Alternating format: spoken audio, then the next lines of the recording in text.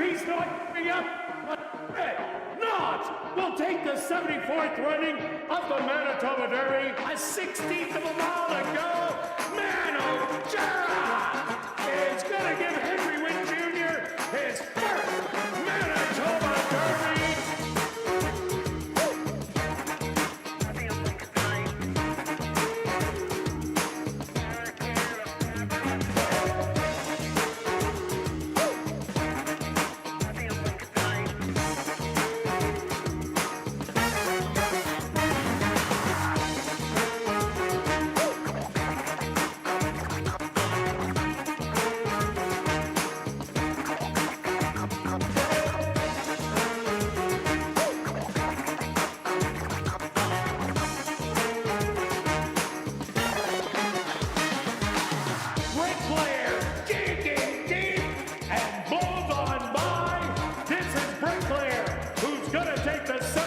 Running of the Manitoba Derby. Shoot up with the lead with the 16th of a mile to go. Judo taking the Harvey Warner Manitoba Mile.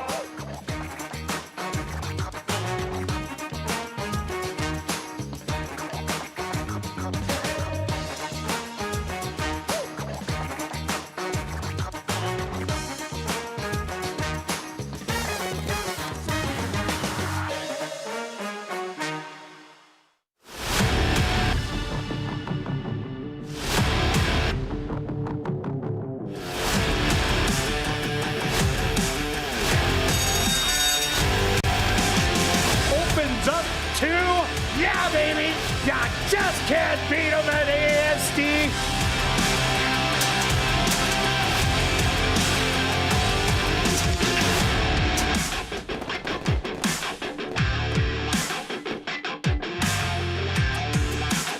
The Manitoba Jockey Club acknowledges that we are on Treaty 1 territory, and the land on which we gather is the traditional territory of the Anishinaabe, Cree, Anisininew, Dakota, Lakota, and Dene peoples, and the national homeland of the Red River Métis. We pay our respects to the First Nations and Métis ancestors of this land. And welcome everybody to ASD Live, brought to you by Manitoba Liquor and Lotteries, Day 37 on the racing calendar. Let's take a look back at yesterday's racing action. Who was hot? Well, on the jockey side, it was Kieran Kellowan Day at the races. He did ride the card, 7 mounts, had 4 wins, and was a nose away from 5 wins. 3 of those wins were aboard Jared Brown horses.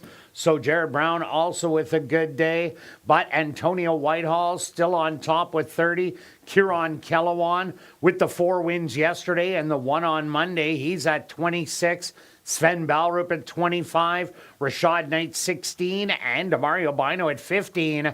On the trainer side, Jerry Gorno with 44, Steve Keplin Jr. 24, Michael Nault 16, Wendy Anderson 16, and Robert Maben with a win with 11. Stretch, what'd you see on the racetrack? Well, I saw various races, some nice races, but I always like to check the numbers before, you see something, but you want to verify it. And in fact, the track was on the slower side.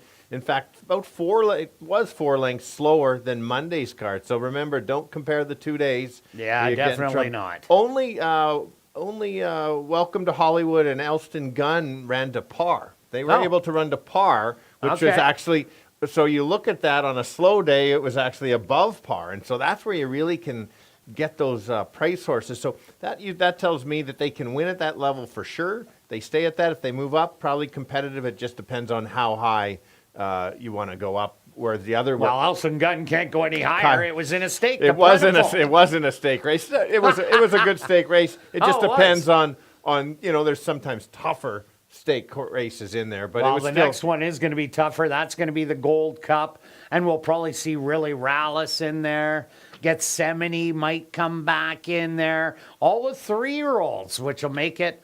And maybe Judo will be back in, who was scratched. So what a race that would be. That would be, yeah. 4 horses went gate to wire. No real surprises. We had 6 favorites win, but only one of them was below $3, paid $270, but the other ones were between the $480 and $650. So they were the favorites, but certainly nice price, especially a couple of them that we liked, and I'll take $650 all day long on a horse that I think that. The other thing, a fun betting day. It was. But between us, we basically had all sorts of different bets going. You hit the high five, nicely done nice on that. $300 on that one. Pick threes, exactors, and cash some tickets. Pick 4, pick 5. I got it all yesterday. You got it all. I had a lot better betting day. One less winner than the day before, but a way better betting day and a little bad racing luck in one race. I had good racing luck. I had some good racing luck. I think you had Lucky Charms for breakfast yesterday. For sure. I should have had that early daily double. And for the ones people that don't want to play favorite, that's fair. But you can still play the favorite and hit some horses underneath. There are some nice exactors that weren't even a long shot. For $2, you got $20. So I'll take the 10-to-1 kind of return on your investment for sure. Big news. Actually, we'll start with, we had the 2 canceled cards, right? So yep. What are we at now? So the first one we had confirmed that we are running 3 days to end off the year. That is October 5th, 6th, and 7th. The Monday, October 5th was the added day. And we just got word this morning that we aren't adding a day, but we will be adding a race. So we're going to have 8 races starting on September the 8th and September the 9th. We are going to see how it goes. Sometimes we have bad days in the race office where we don't have enough to make the 8 race card, but we're going to try and make it in and around that area with one 8 race card into the final week. All right. Looking forward to that. Yeah. Last day for the mandatory pick 5 payout, meaning non-mandatory. So yeah. We're going to maybe close in on $250,000, and then if it doesn't go today, if I don't get the ticket by myself, then we're probably playing for $1 million on Tuesday. Yes? Yeah, that wouldn't be too bad. I'll take it. I'll take the $250,000 now, though. Well, for sure. Unfortunately, my ticket will not be the loan ticket. Mine won't be either. So anyway, good card. Let's start. All right, let's kick it off with the $5,000 claimer for fillies and mares 3 and up that are non-3 lifers. They're going to go 6 for a long stretch. Who do you got in the first? All right. There may only be 5 in here, but I think all 5 can win with the right trip. Actually, I wouldn't be surprised whoever wins, even if it's not one of our 3 top picks. The 1 and the 4 certainly can win it with being out there. But I'll start with the 3. Big win last time. You took this horse and you were I loved it last time. Absolutely right. Made it look easy. Other than the 2-back racing has been running so well, the horse can stalk. Can be right close, and easily with the similar race can go back to back. Yeah, there really isn't a lot of speed in here. Not So Swift has shown speed on occasion. It might just inherit the lead, and if that is the case, Speed was doing well yesterday, especially around 2 turns, but we have no 2-turn races today. I went to number 5, Nate Thierry. 2 outs ago, took the drop from the allowance level. And wow, what a move. Sierra Pruitt had so much horse on the outside. She pulled the trigger at about the 3/8 pole, circled the whole field, and by the time they hit the head of the lane, there was no doubt that Neytiri was going to win that race easy. Then jumped up against the boys in a non-3 lifer. That was way too tough. Now back against the girls. Sven Balrup jumps aboard. But Sven Balrup had ridden this horse twice before in the maiden allowance where the horse won and then 3rd in a stake. So I really like Neytiri with the drop. Yeah, that's fair. I hit all the key points. It's interesting you made the morning line of 7-5. And I can't disagree, but I don't know if the horse is going to be it's so close on all of them. Well, we have 7-5, 2-1, 3-1. But again, when you're looking at the board and you see 3 horses at 3-1, we can't do that in the morning line because you have to have a 1st, 2nd, and 3rd horse. So they have to be different odds unless they're in 15-1, 20, 30-1. You can have those, but at least the top 4 horses have to be different odds so we can have selections in the program. Oh, 100%. Yeah, I'm glad just so you know why. That was good. That was a good thing. I was just saying, it was so tough to do morning lines on this one, or I thought anyway. I didn't think. Anyway. Well, me and the race secretary, we battle it out who's going to be the favorite, scream at each other, and then we have to agree with it in the end. Or agree with me. That's where I was going to get to. I've got the 2 in the second selection. Makes a big competition drop in here. The races have been decent. Did beat my top selection 3 races back. I like the workout coming in. Again, another one. Her top race makes easily good enough to win in here. Does need to show some early interest. Sometimes this horse just takes a while to get going, and without that much speed, might struggle a bit. But, wide open, I'll go 3-2-5. And I'm 5-3-2. Now we're going to carry on to race number 2, a $7,500 claimer. For fillies, mares, 3 and up that are maidens, they're going to go 5.5 furlong stretch. What about in here? Okay, I did switch my picks a few times between who was I had. Yeah, I flip-flopped with the top 2. That's exactly what I did too. I was with you. I decided to go with the 5 because I think this horse is going to get the best trip. It's going to get a stalking trip. And yes, you're thinking, stretch never takes horses that take a bunch of seconds. But this one is not a second-itis horse because this horse has lost to a couple horses that were just simply better. And so horse was multiple lengths back, made some nice moves. We backed the winners a few times against this horse. And so I think there's potential of a battle between the 1 and the 2. And I thought just have the dream trip. That's why I had to lean towards the 5. See, and I went to the 1, Dress Me Up the speed. Truthful Skies does have speed, and it's good that Dress Me Up's on the inside because Truthful Skies likes to blow the turn. So you don't want to be on the outside of Truthful Skies unless you're trying to hem it in. But Dress Me Up ran so good last time out. They added Lasix for the start. It was the first start of the year. Going 6 furlongs.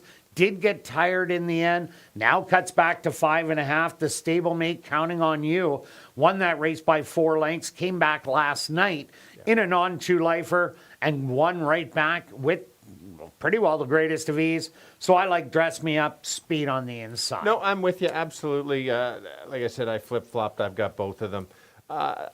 Probably the 5 is a more safer bet. Yeah, I agree on that. I needed a closer and a bit of a price in here, so I went with the 3. If there's a bit of a battle up front, at least some of them will be chasing the 1. I do think the 1 will probably clear, but others will be chasing. This horse can kind of pick up the pieces. She does at least pass some horses late, kind of sits close. Maybe if the top 2 don't fire or there's too big of a battle, maybe the horse can complete the exactor, but I'll leave it at 5-1-3. And if you are looking for a price, I did go to number 6, Moonshine Boogie.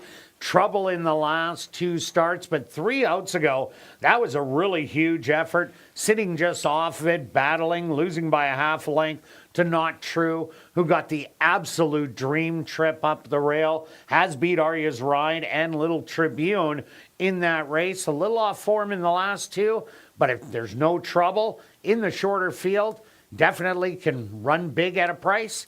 I'm 1-5-6.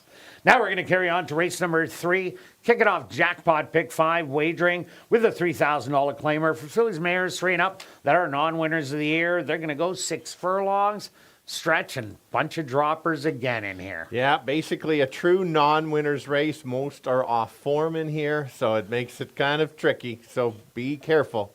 Last time out, the 3 was in a race that was so much other speed, stuck on the outside. Neither of us really liked the horse that much just because how the race was going to go. Just because Indietta was in there taking the 55 drop and she had speed. Correct, exactly. So now today there's a little less speed. I think this horse can grab the early lead, control the front end, and very good chance to potentially go gate to wire. And that's why you watch replays and understand what you were racing against. Very different when there's 1 speed horses or 3 speed horses or closers in the race. So, yeah. And anyway, so that's my top selection. I ended up going to number 4, Flying Miss, taking the drop from the $5,500 level. Eric Cara ended up going wire to wire in there, lost by 5.5 lengths, but I think the horse really needed the start. It was the first start of the year. This horse used to show speed. And if you look back to last year, started off the campaign with 4 consecutive wins, blowing through the conditions.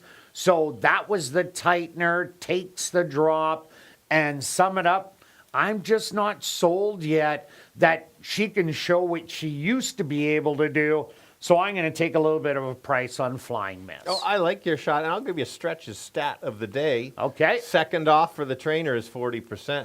Nothing wrong with that. That's why you can't leave that horse out, and you didn't, and I wasn't leaving. I've got all three of them in there. And I've got to the one horse. This horse does have 2 wins this year. Yes, it's the lower level, so it fits the rule that the races do not count as wins. This horse is 5 for 5 at ASD. If the 3 backs up, she's the one that might be, it depends on what the 4 ends up. Like you said, usually shows speed. Yeah. Maybe I got caught up because the horse was too far back last time. So I thought the horse needed one. But anyway, I think this horse can run this race. There's some nice races, consistent at ASD, so had to include it. 3, 1, and 4. Yeah, and I took the other dropper, Play Freebird. I really like that race. That was third, beaten 5 lengths, going 7 furlongs at the first level allowance against Dancing Raquel and Believe Her. Has been a little off form, but keeps tumbling down. I like that they went from 75. They missed the 55. Didn't want to go in the 4,000, which was available, right to the non-winners of the year. This looks like the spot to try and win, so I'm going to give you 4, 3, and 2. Now we're going to carry on to race number 4, kicking off $50,000 guaranteed pick 4 wagering for this $5,000 claimer for 3-year-olds and up that are non-2 lifers going 6 furlongs. Stretch, this is a probable huge favorite. Yeah, absolutely. And I think the horse deserves to be. I think it's the right spot. The big races, the Manitoba races, are they done for the year? Yep, they're done for the boys. Okay, and so therefore, why not? Let's get a win here. The horse likes to win races. It's a great spot, qualifies. The trainers and owner know that this horse is there. The horse can sit close, be right near the pace. For me, any chance at $4? No.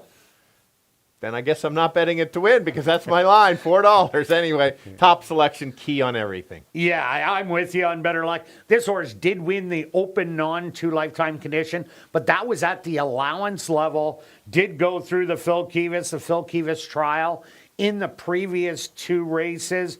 Ran good in those. Now this is the dream spot, as it is a Manitoba bred, so its claiming price is $7,500.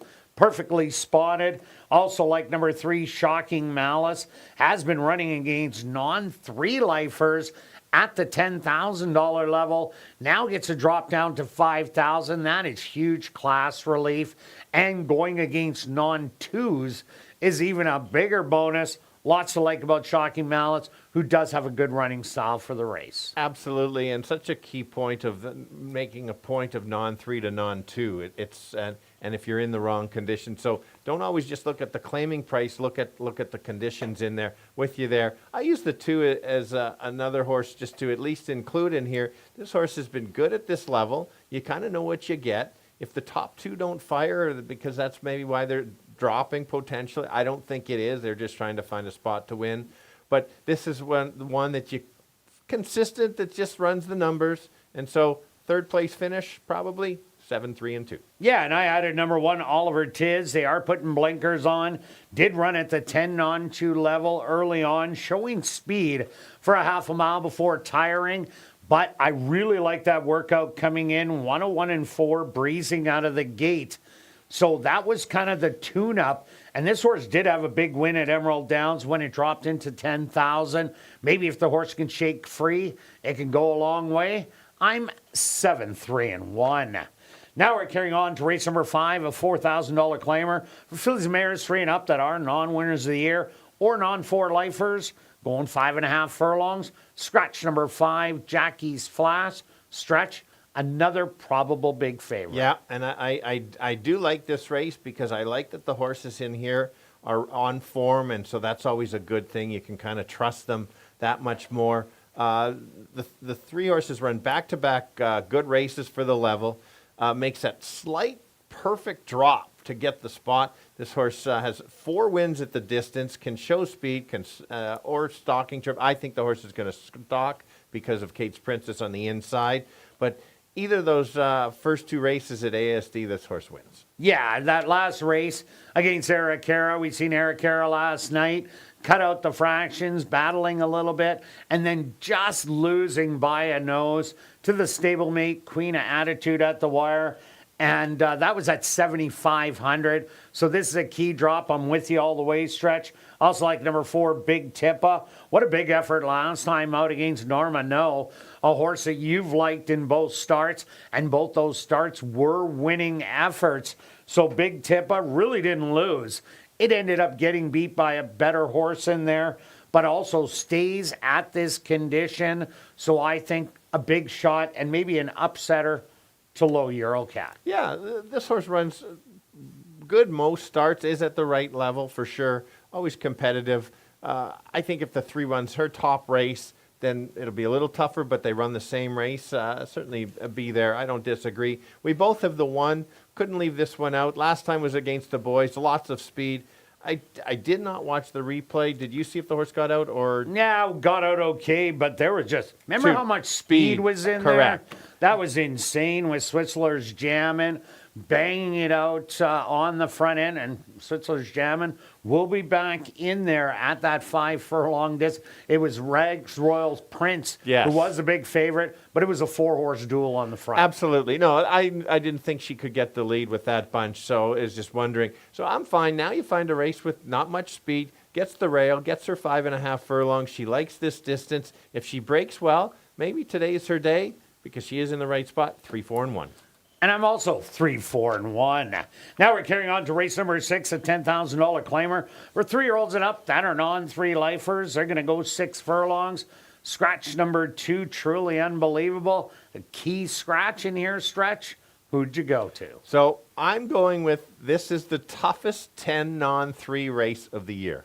If truly unbelievable, oh, it definitely is of the year. But if truly unbelievable, and one of the toughest ones I've ever seen. Yes, that's what. And they all grouped up at the same time. We've offered this race for some time now. They never grouped up at the same time, but this time they all got together. Yeah, mark this race down. If anybody comes out of this and drops to the 5 non-3, run to the windows because I'll be betting that horse. So it's interesting. I got time for a minor story. So I started. You do? Oh, I'm yeah, I threw it in there. Okay. Yeah, we're zipping along.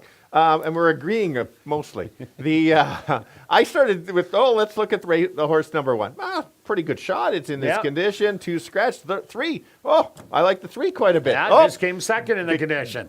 Let's look at the 4. I like the 4. Just came third in the condition. And then you keep going down, and it's like, look at this. So anyway, that's my short story today, how I could have liked all of them, except that they kept getting tougher kind of as it went. Anyway, so back to picking a selection is my top selection. I lost focus there. Imagine that.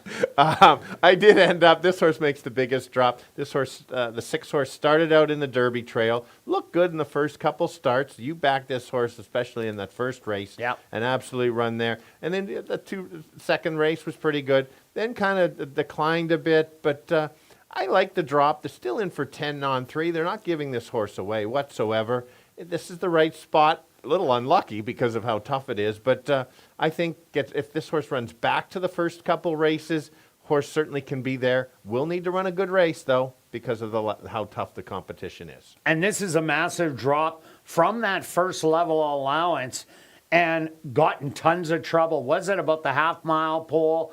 Ended up almost clipping heels there. Lost all momentum, tried to gather it back, ran on the outside, and just couldn't keep up after that because they're just way too good. And they rattled down there in 1:12 and 3. A smoother trip, and this drop in class definitely gives Classico a chance. But I went to number 4, Global Agenda. I don't see a lot of speed in here. Witt's 10 Touch does have speed. Didn't show it last time because it couldn't get out of the gate from the 1 hole. But guess where it is again? The 1 hole, truly unbelievable. That would have been the speed of the race. It's scratched out. Living in the fast lane will have speed, but Global Agenda, I really like that stake race. They rattled down there in 1:10 at Wyoming, where you see Yellow Jacket did win that condition in 1:13.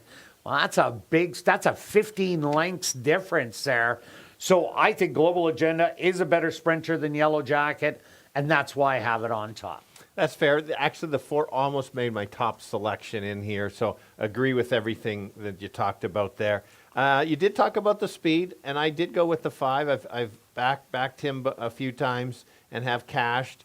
The speed 2-3 back, those two races were so good. The figures were so good. I know there's some other speed in here, but I just couldn't leave this horse out just because I have a couple the 4's a closer, and this horse is just running too well to not leave out. I like your 8 horse, but I'll still go 6, 4, and 5. Yeah, and I ended up adding number 8, Banker Matt, who is a non-2, running against the non-3s in here. First time out, this horse came flying down the lane to run Too Good to Lose, then went to the front end as the best in the race, and they didn't even use all the horse in there.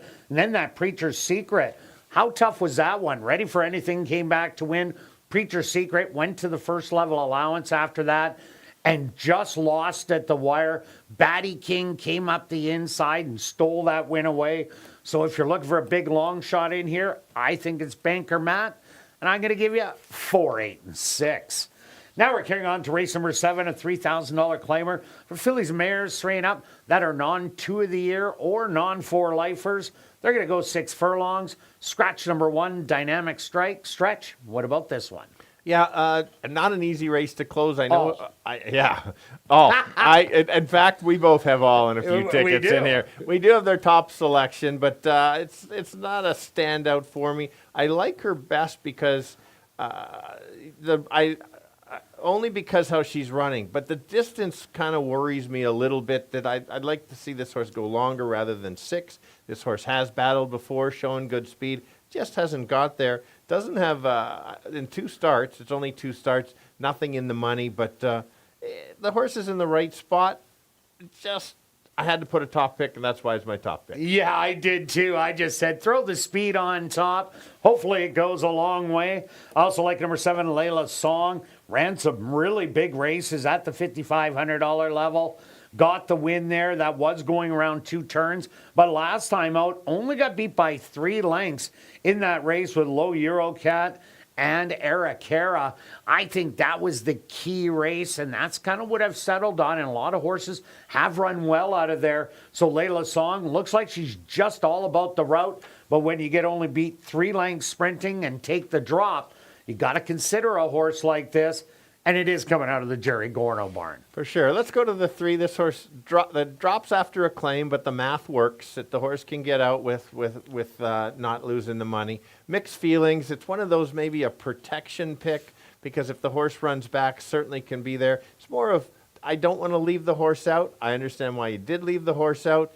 Again, I've got a bunch in here. Yeah, that Tampa non-2 of the year race back in April, where the winner did come back to win, did get beat as the favorite. That is a standout race. And I also went to number 8, Wings of a Sparrow. Stephen Gaskin has been heating it up in the second half of the season, and Wings of a Sparrow did get quite soundly beat last time out, but it was only by 6 lengths. Previous to that was in a good stalking position and then got the win 3 outs ago. So wide open in here, I had to chase a couple of prices. And the price that you forgot was the 4. So if you add up all the wins at the distance, it comes to 7. Okay? Okay, there's only 4 on my program.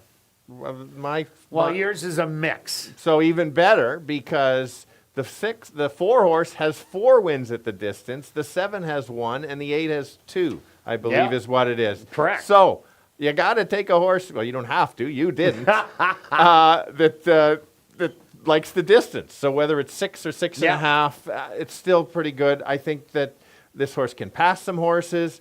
I think with the scratch, I'm looking at 12-1. Got to take a shot, 2, 3, and 4. And I'm 2, 7, and 8. Good luck with all your selections this evening, and I'll be right back with the changes on this evening's Carter Racing.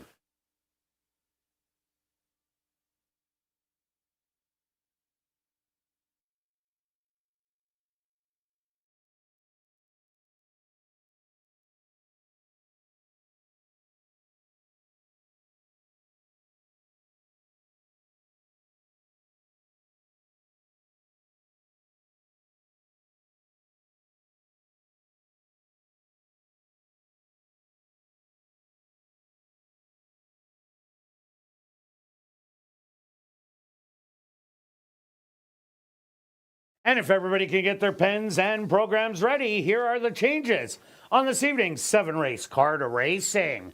Turning your programs to race number 1, just a few overweights. Now turning your programs to race number 2, again, just overweights.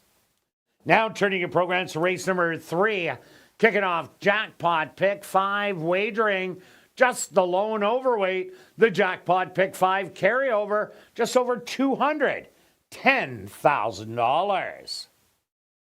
Now turning your programs to race number 4, the MWM Environmental Race, kicking off $50,000 guaranteed Pick 4 wagering, again a couple overweights. Now turning your programs to race number 5, our VIP Fan of the Night race, scratch number 5, Jackie Flash. Now turning your programs to race number 6, our first of 2 classic high 5 races, scratch number 2, truly unbelievable. Number 7, Weekend in Del Mar, correct the weight to 118 pounds. Now turning your programs to race number 7, scratch number 1, Dynamic Strike. Well, an absolute gorgeous evening for racing here in Winnipeg. I love it. I got the Lucky Charms. There it is. Oh, you do have the Lucky Charms. Boy, do I look mad. But you got your Lucky Horseshoe.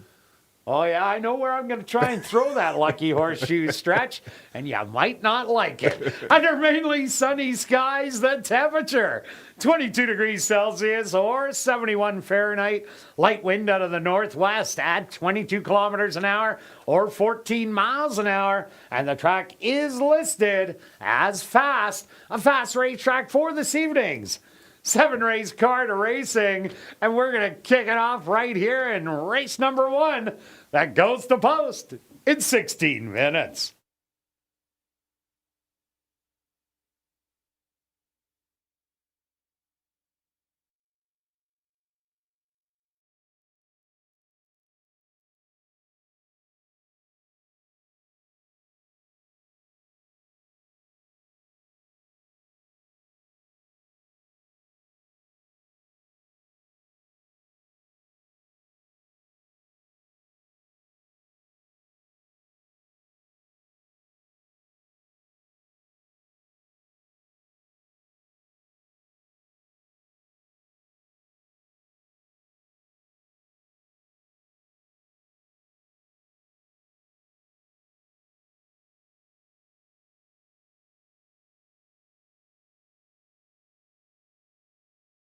And be sure to enter tonight's VIP Fan of the Night and $10,000 lucky long shot draws.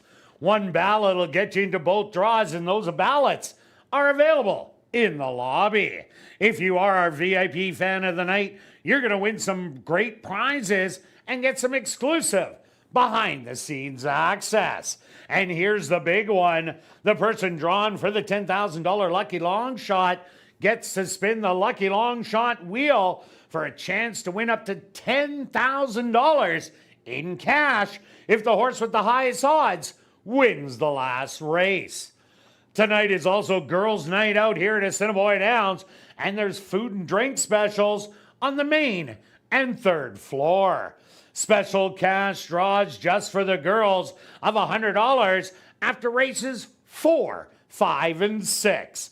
There's going to be line dancing after races 2 and 4. And be sure to stop by the Girls' Night Out display in the lobby and take a photo with your fancy hat and fill out a ballot for a chance to win $150 in cash.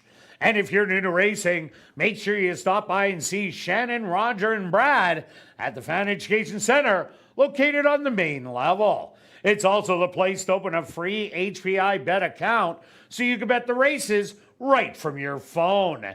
Even better, new account holders receive a free $25 deposit, and if you wager $100, you're gonna get $100 in bonus money.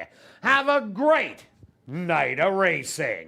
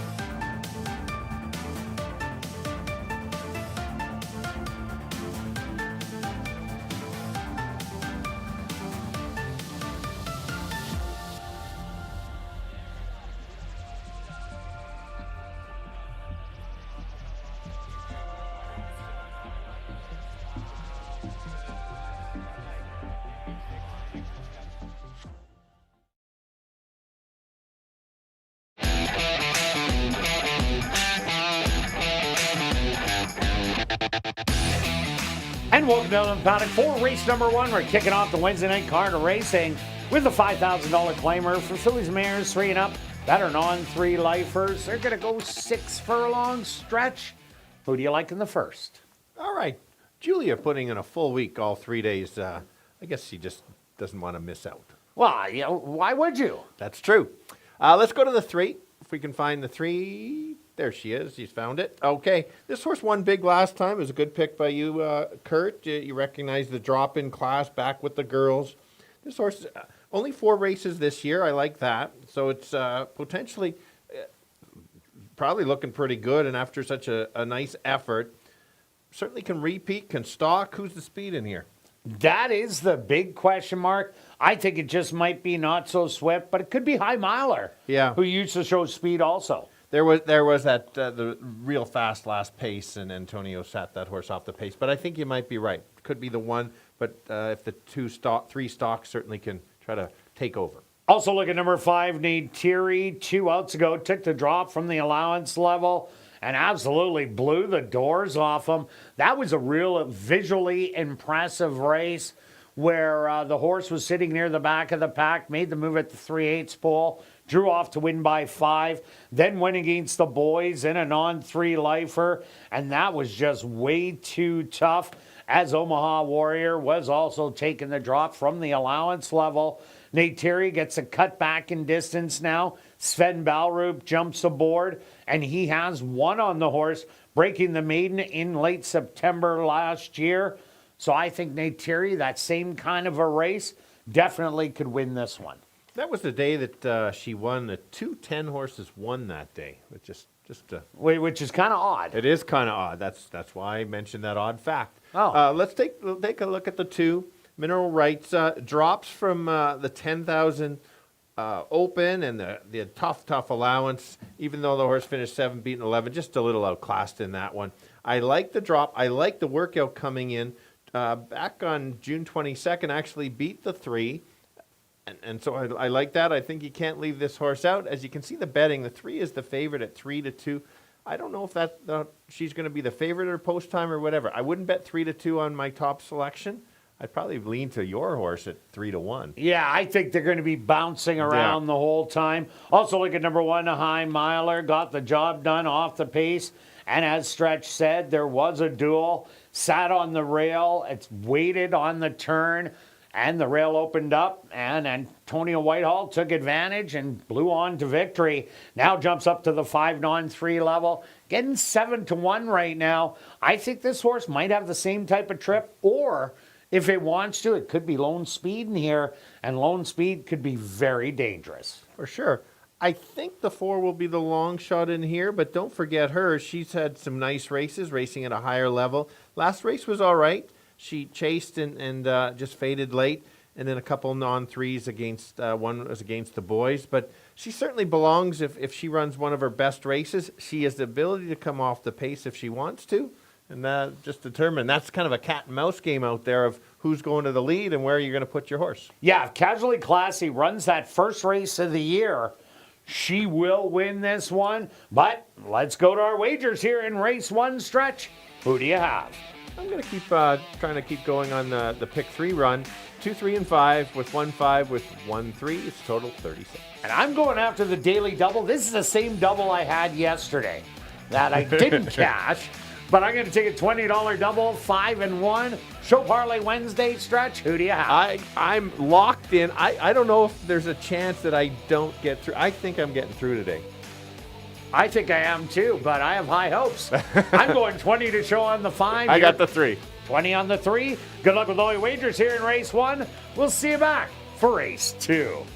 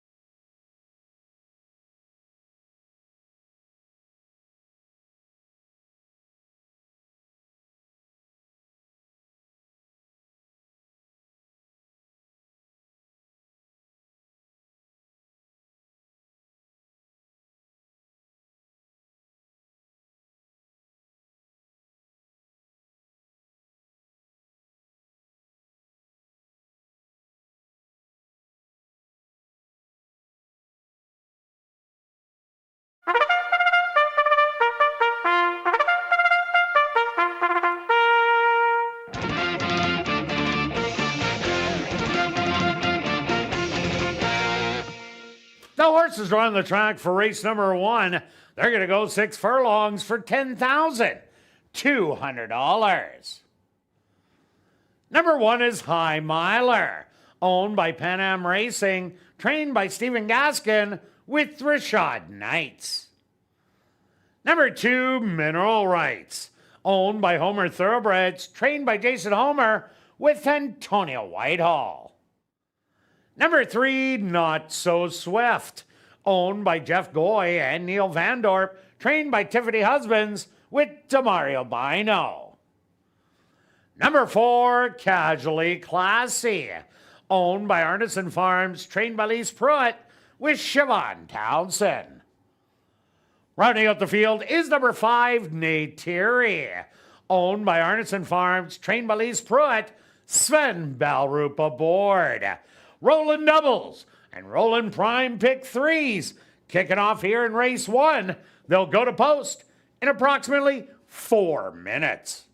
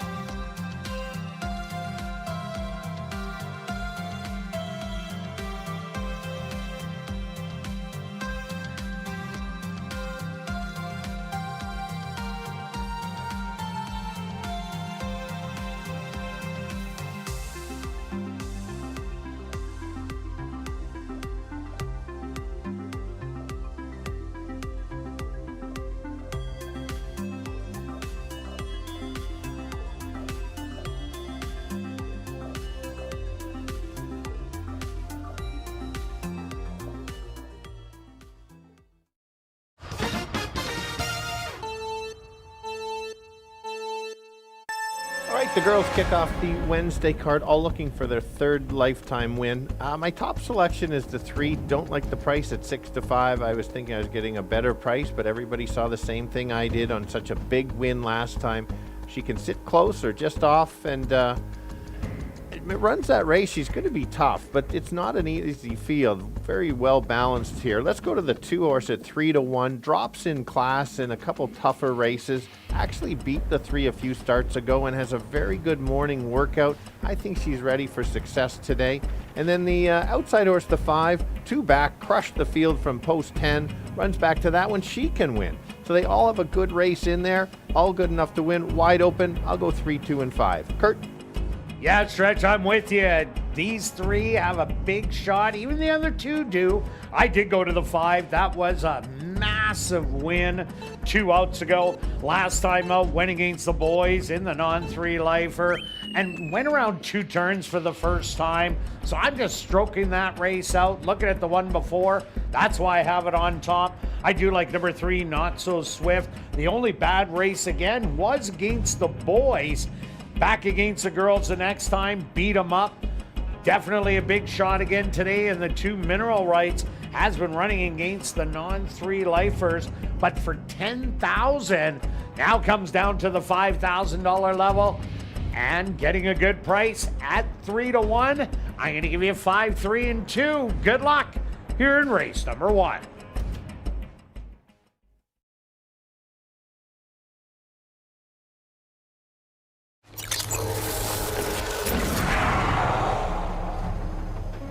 It's now 2 minutes to post time at ASD.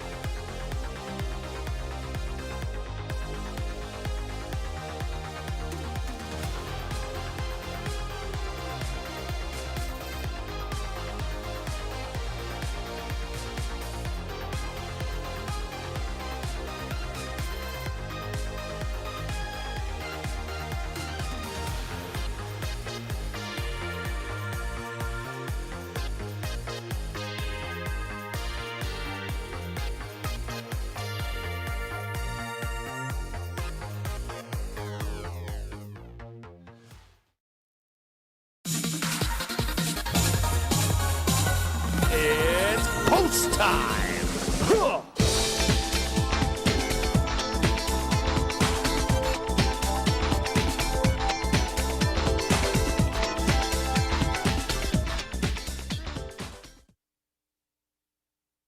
Hi, Myler, the first one to go into the starting gate. Mineral rights. She walks up and in.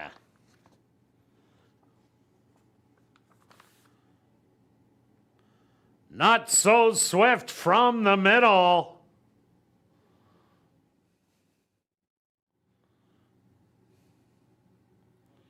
Now just 2 left to load.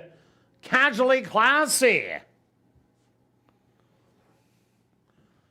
And now just waiting on the even money favorite, Neytiri.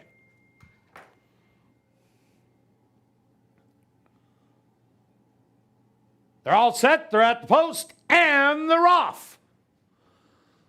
Breaking well on the outside was Neytiri. Casually Classy in between horses, Not So Swift. Gonna hug the rail to the outside, mineral rights, and the trailer will be High Miler, but it's only 3 lengths front to back.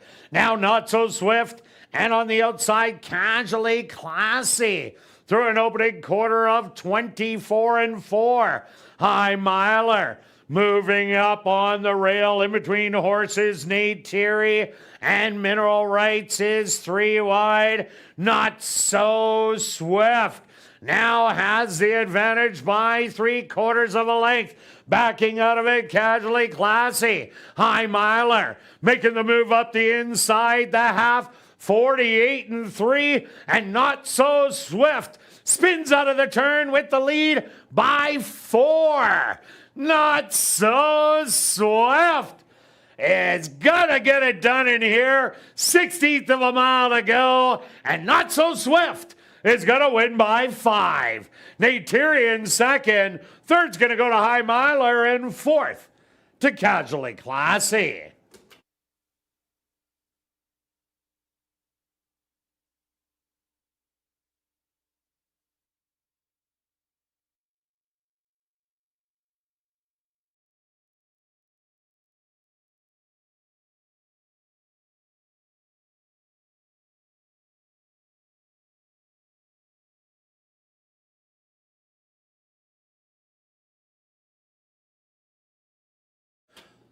The Stewart's supposed to number 3, Not So Swift.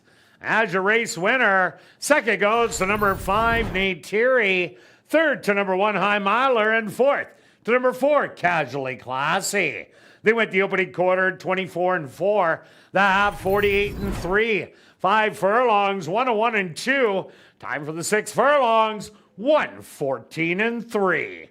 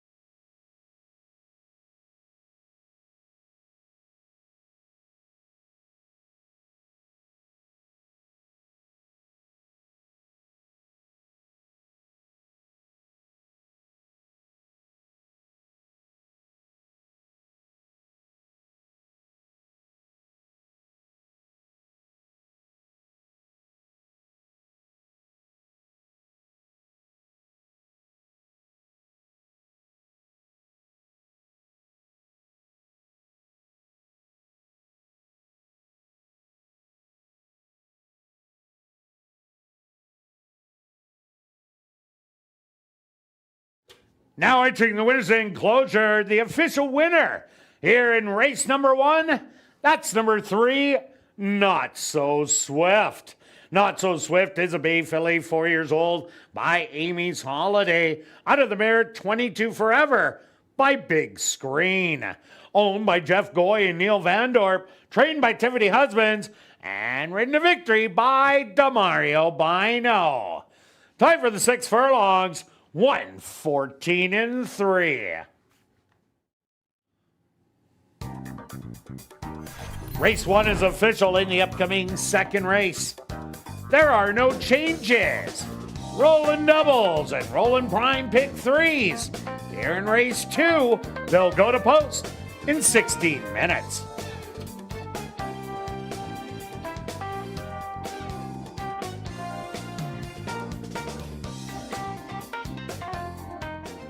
Assiniboia Downs 50-50 draw returns each and every race night. Tonight's jackpot is $640 and growing. Tickets are 1 for 10, 10 for 20, 50 for 50, or 200 for $100. You can get your tickets at Guest Services, the VLT Cashier's Cage, from the designated roaming 50-50 ticket seller, or just go online at 5050.asdowns.com. The draw will take place at 10 p.m. tonight, and proceeds do support Final Furlong and the Winners Foundation. Take note that you do not need to be in attendance to win. Just check our website at asdowns.com for the winning number. And just a reminder that line dancing will take place on the main floor front tarmac after race number 2. Girls, you can earn an extra ballot for the $100 cash draws by participating in the line dance.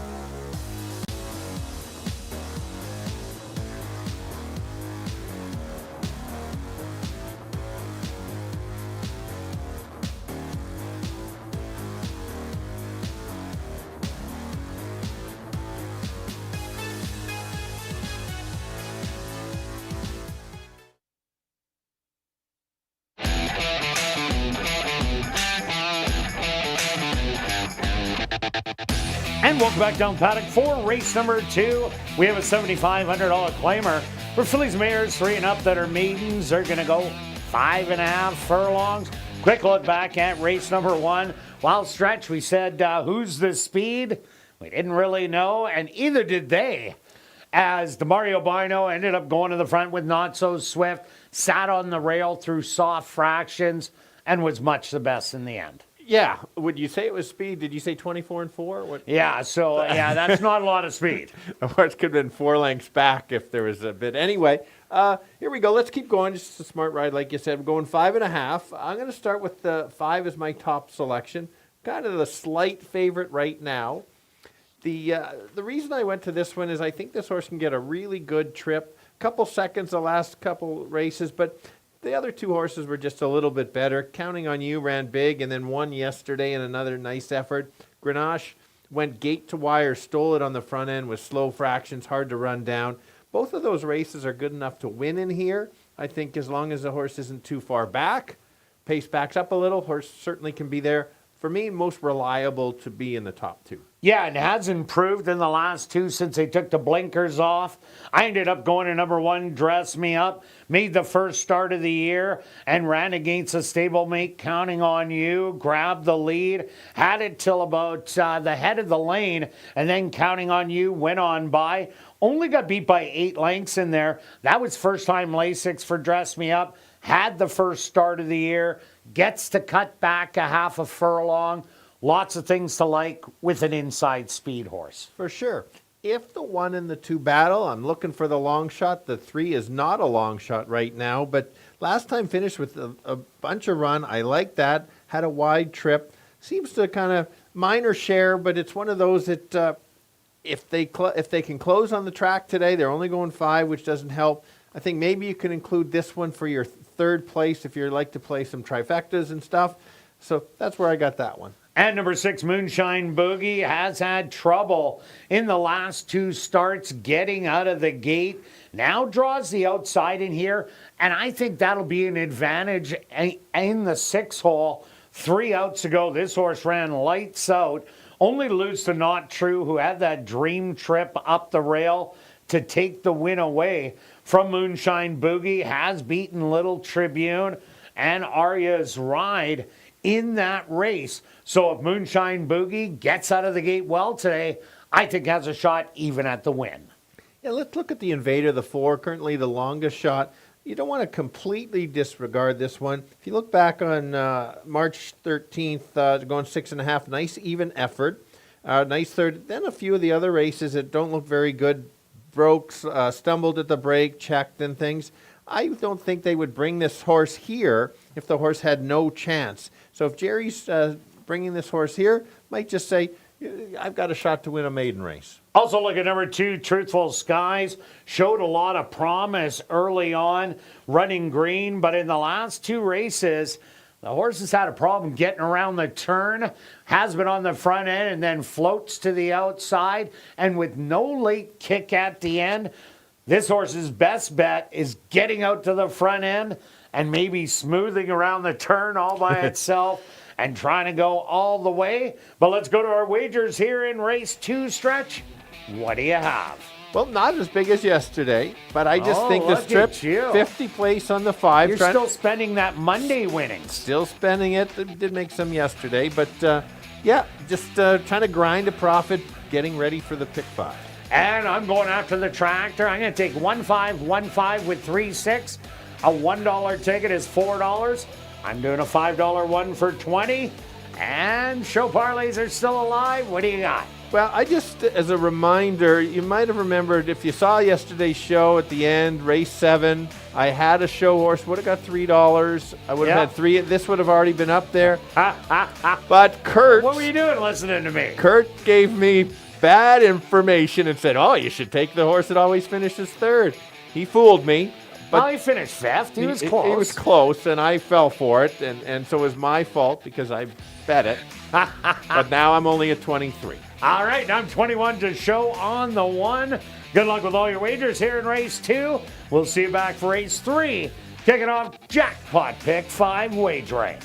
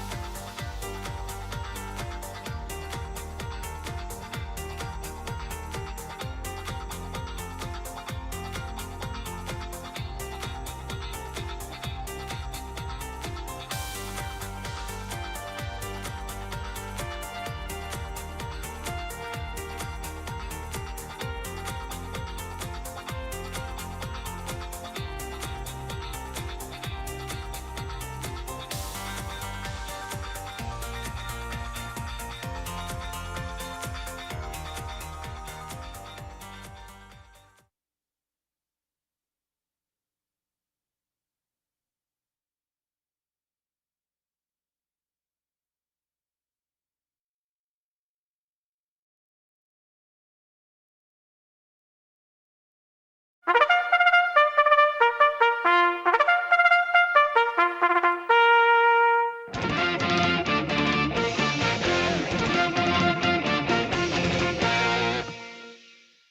horses are on the track for race number 2. They're going to go 5.5 furlongs for $10,000. Number 1 is Dress Me Up, owned by Ralph Jessiak, trained by Jared Brown with Arthur Badu. Number 2, Truthful Skies, owned by Joseph Schumer, trained by Eugene Burns with Javaniel Patterson. Number 3, Arya's Ride, owned by Pan Am Racing, trained by Stephen Gaskin with Devontae Prescott.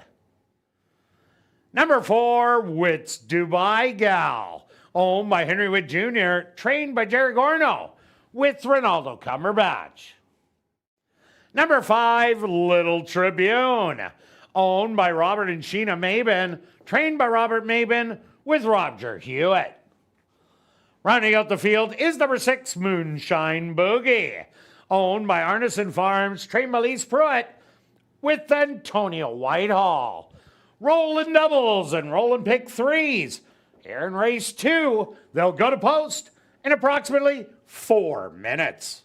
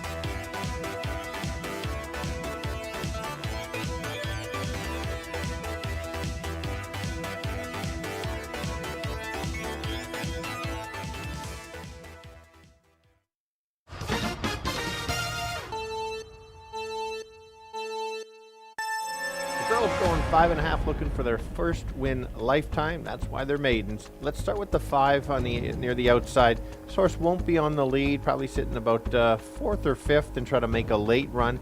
Last couple races have been very good.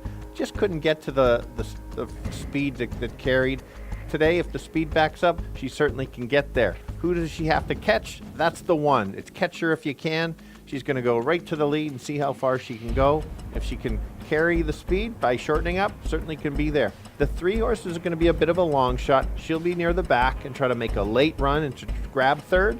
So let's go 5, 1, and 3. Kirt. Yeah, Stretch, I did go to the 1, Dress Me Up. Just by the way, counting on you, won that convincingly and came back to win convincingly last night. Has inside speed, went 6 furlongs, now it's 5.5. So I think the horse will be tight to go the 5.5, and without early pressure, I definitely think it has a big shot at 3-1. And I do like number 5, Little Tribune. They took the blinkers off 2 outs ago. 2 good second place finishes in a row. Looks like today could be graduation day. And I like number 6, Moonshine Boogie. Didn't get out of the gate the last 2 times. The previous start ran absolutely too good to lose, but the horse on the inside got the dream trip. I'm going to give you 1, 5, and 6. Good luck here in race number 2.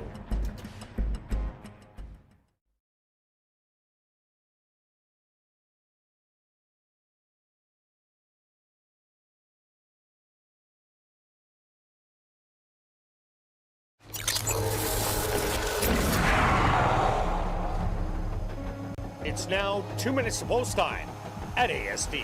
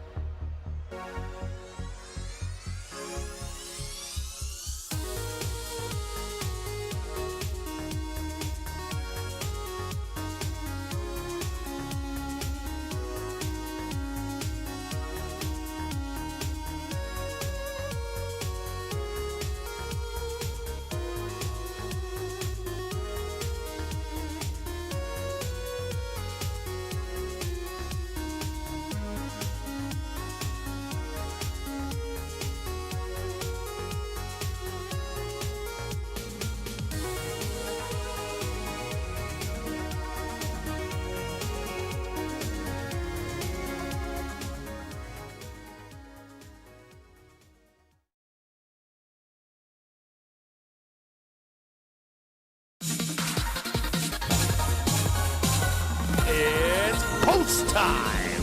Huh.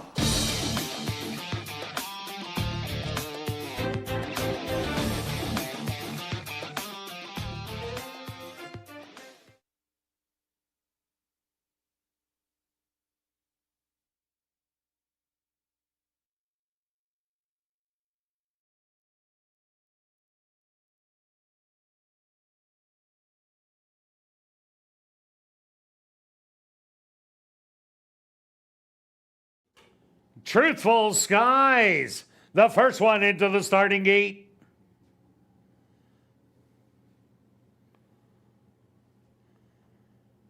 Dress Me Up, walking right in.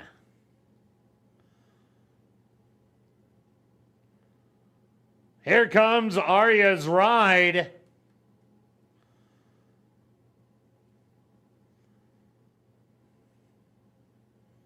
Wits to Buy Gal is next. Just 2 left to load. Little Tribune, the even money favorite.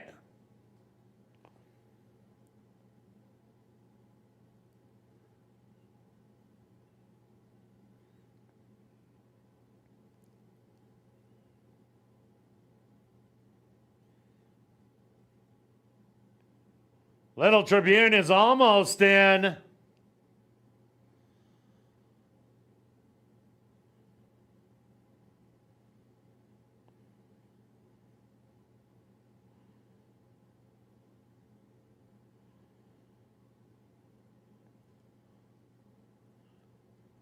Great job by the gate crew, and now just waiting on Moonshine Boogie. They're all set. They're at the post.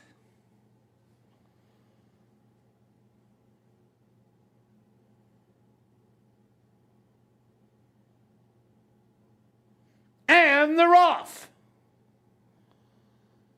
Breaking well on the inside, that's Truthful Skies. Flashing all the early speed. Dress Me Up to the inside in second. Back in third, Little Tribune. Moonshine Boogie out of the gate well today, sitting in fourth. Another length back to Wits to Buy Gal, and the trailer will be Arya's Ride, about 8 lengths off of it. 23 and 4, the opening quarter. Dress Me Up on the inside has taken over the lead by a half a length. Truthful Skies in between horses. Little Tribune waiting to pounce in between horses. Moonshine Boogie to the far outside. They hit the head of the lane. 3 across the track. Dress Me Up with the lead. Little Tribune coming with a big run. Had the half 49 and 1. From the back of the pack, Arya's Ride, but it's Little Tribune. The favorite is going to get it done. Second, Arya's Ride. Third's going to go to Wits to Buy Gal, and fourth, Moonshine Boogie.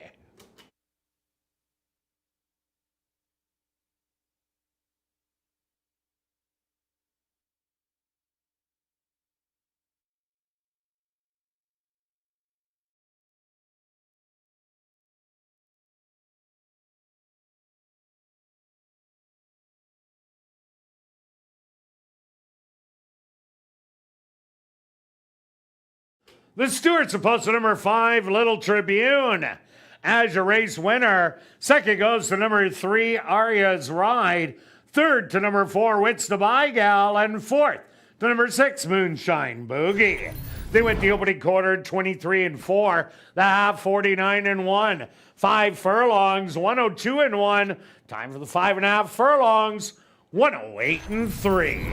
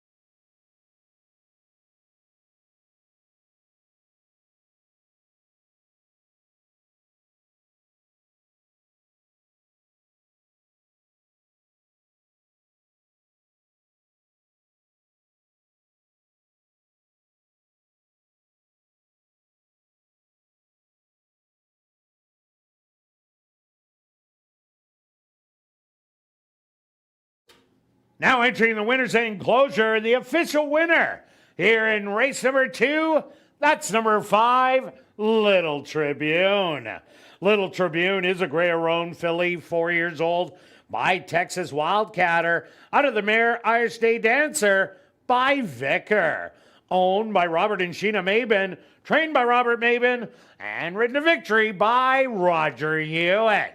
Time for the 5.5 furlongs, 108 and 3.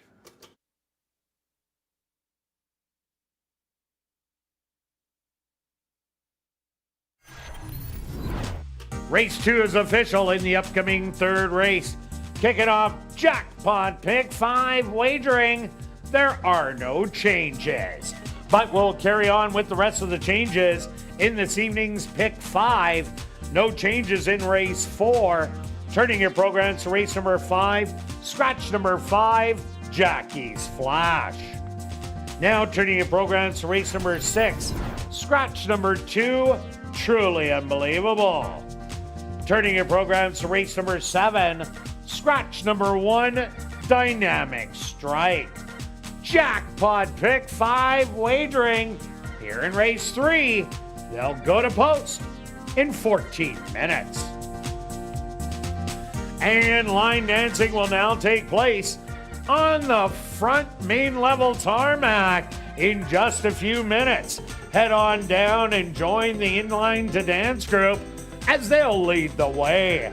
Everyone is welcome to participate, so come on down and join the fun.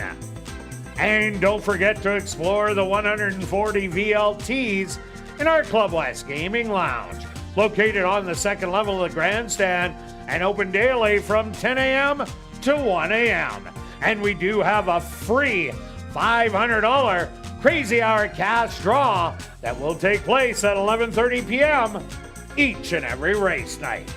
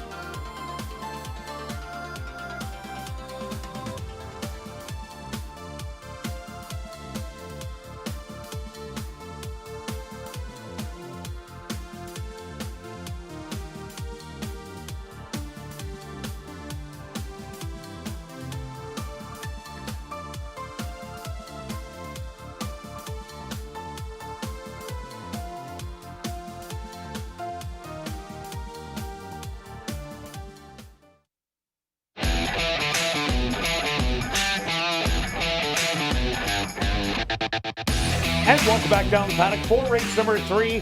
We have a $3,000 claimer for fillies, mares 3 and up that are non-winners of the year. They're going to go 6 furlongs. Kicking off jackpot pick 5 wagering. Quick look back at race number 2. Well, the 1 and the 2, they ended up battling on the front end.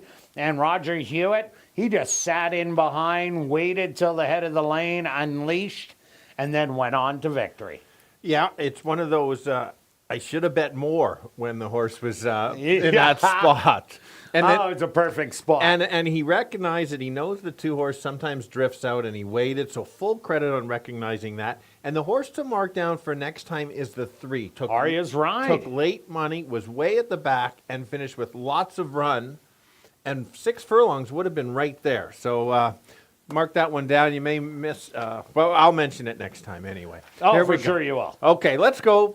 I took some closers. Well, I didn't. The first race, I didn't know if the horse was going to go to the lead, but I'm going to go to the front end here. The 3-horse current favorite. Won't be a win bet because that's too low of a price for me. But she's got speed. Last time out, got in an all-out duel. There was another Indiana was just too fast for her. And a 5,500 dropper. Correct. There was also some other rabbits in there that battled it out. I think she can clear. Get control on the front end, not to have to go as fast as she had in a few of the other races. She gets brave out there, they won't catch her. Yeah, I ended up going to number 4, Flying Miss. This is a horse that at Hastings last year at the beginning of the year just blew through the conditions, winning 4 in a row. Her lone start this year had to run against a stablemate. And that horse came back at the $7,500 level and lost by a nose. You see, Indiana was in there, dropped to the 3,000 and won. Only got beat by 5.5, so that's my rule. If you're within 5, you're competitive at the $5,500 level. Now drops down to 3,000, gets the tightener under the belt. I think Flying Miss will run a real big one today. I don't disagree. And I'm loving the 7-1. Absolutely. I'll go along the rail. So it's non-winners of the year, horses that haven't won in a while. But because this horse has won at lower levels in Fargo and a few and Legacy Downs. Yeah, the 2,500 doesn't count because it's less than 3,000. And then the purse in Fargo, the winner's share was less than 3,000, so that doesn't count. Yes, and so this horse has 7 of 11 in the money. If you look, this horse raced years ago here at ASD, 5 for 5 in the money. Nice first out over the track against Indiana. That's the dropper that they weren't going to beat that day. I think Antonio's going to put this horse in a nice spot. I like the 5-1 spot. Can sit, chase, and maybe get to the leaders first and just have to try to hang on if there's some closers coming. Also look at number 2, Play Freebird. Won't be on the front end in here. Expect this horse to be a rallier. Has been consistently dropping. Started off at the allowance level. Dropped down to 75. Only got beat by 6 lengths in there. And now goes all the way to the bottom to the non-winners of the year. Has sprinted 4 times at 6 furlongs. Only 1 third place finish, but has been running against a lot better in those sprint races. I like that first start of the year, third beaten 7. That kind of a race is good enough even to win this one. Yeah, for sure. Now we're getting to some of the long shots here, and you're going to have to try to find because these horses are off form. I'm going to start with the 5. What I do like about this horse, at least it went the 7 furlongs, made a little bit of a move, finished up evenly, now cuts back. Hasn't been great at the short distances, but at least the horse showed something last time. That's when the horses kind of wake up and get you in the long shots. And number 6, JJ's American Diva. They take the blinkers off today. JJ's American Diva's best races have been going around 2 turns. Does only go the 1 turn today at the 6 furlongs. Will be a big price, but Jared Brown did have a big day yesterday with 3 wins. And the 7 horse, only 3 starts this year. The last race at Fargo wasn't bad. I know the horse is in there with and finished up okay. Runs back to that race with the workout coming in. Maybe today's the day to grab a share. And has won 3 here at the Downs. Number 8, Tia Susie. This is a non-3 lifer against the non-winners of the year. Came out of the non-winners of the year last time, going 7 furlongs. will love the cutback in distance. The previous start against Tap the Parlay was just way too good and came back to win easy again. This is a great long shot at 23-1. All right, let's go to our wagers here in race 3, Stretch. What do you have? Pick 5 time. Mine is called a pick 3, Kurt. Oh, there you go. 1, 3, 4 with 7 with 3. If I get those first 3 legs, I'm sitting back having a beer, cheering on the long shots. Well, isn't that nice? I'd like to have one of them cold ones. And myself, I'm going to have all in the last leg, but I'm taking 2, 3, 4, Keen the 7-leg stretch, 3 and 4, 3, 4, 6, 8. Mine's 33.60 show parlay. I ran to the car, came back up. What do you have, Stretch? I'm going to take a bit of a chance. 25 show on the 1. And I'm card changing 20 to show on the 4. Good luck with all your wagers here in race 3. We'll see you back for race 4.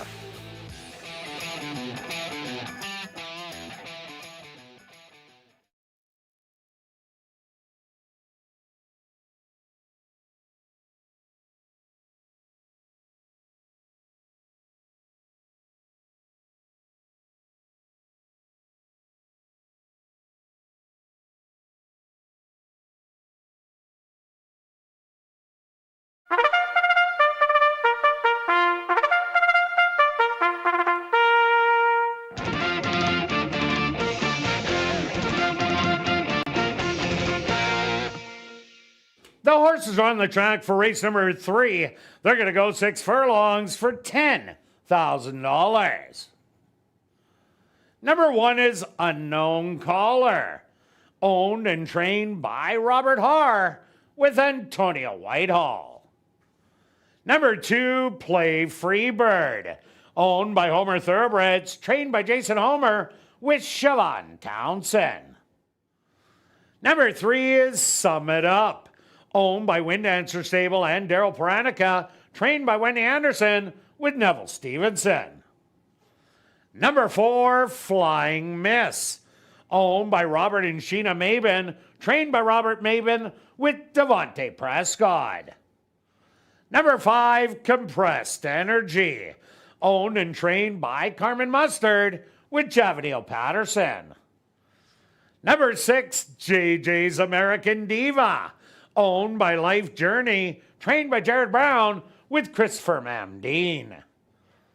Number 7, Highlander Honey, owned by Peter Davis, trained by Fred Rawson with Ronaldo Cumberbatch. Rounding out the field is number 8, Tia Susie, owned by Catherine Ursel, trained by Victoria Morse with Tyrone Nelson. Jackpot pick 5 wagering here in race 3. They'll go to post in approximately 4 minutes.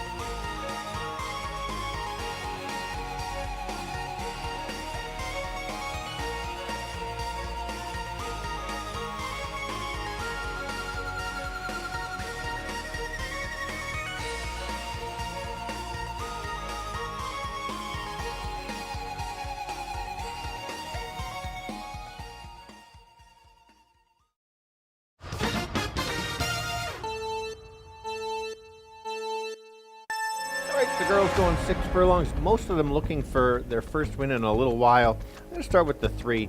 The advantage with her, she's got lots of speed and there isn't as much speed in here. She might just get the front end and forget to stop. So it's catch her if you can. Price is about fair. The 1 horse has won some races at a lower level tracks, can come off the pace, has won here at ASD. If the 3 doesn't fire, I think this is the one that could upset. And the one that has only had 1 start, getting 5-1. There's your value play. Should sit closer than it was last time. Clearly needed that race. If fires, certainly can beat the top two, but let's go 3, 1, and 4. Kirt? Yeah, Stretch, I did go to the 4, Flying Miss. I think she did need that start. Did finish well, only beaten 5 lengths in the end to the stablemate who came back to run second, beating a nose for 7,500. So Flying Miss, expect her to be in a stalking position. I'm liking the 5-1. Sum it up, the 3 is the speed. Plain and simply, that has to get caught.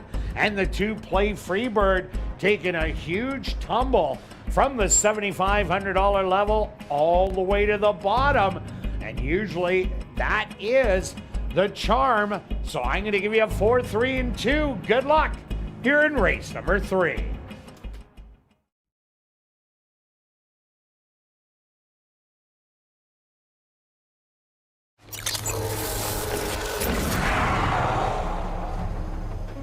It's now 2 minutes to post time at ASD.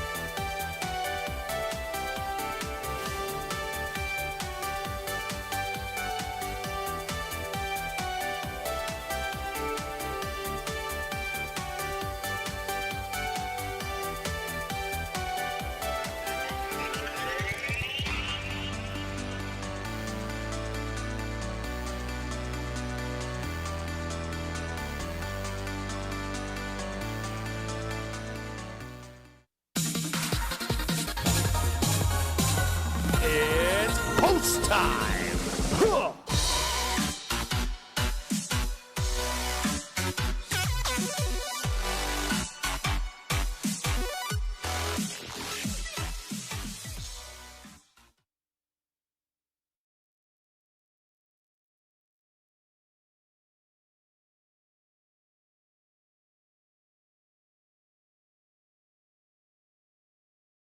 Unknown caller, the first to step into the starting gate.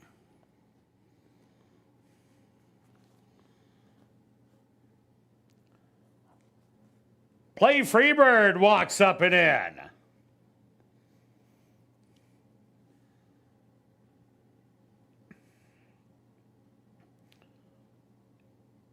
Sum it up, the 6-5 favorite. Locked and loaded.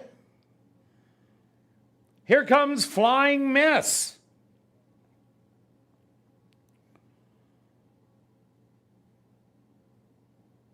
Compressed Energy is in. Here comes JJ's American Diva.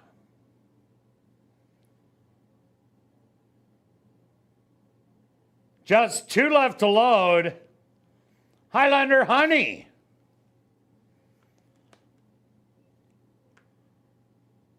And now just waiting on Tia Susie.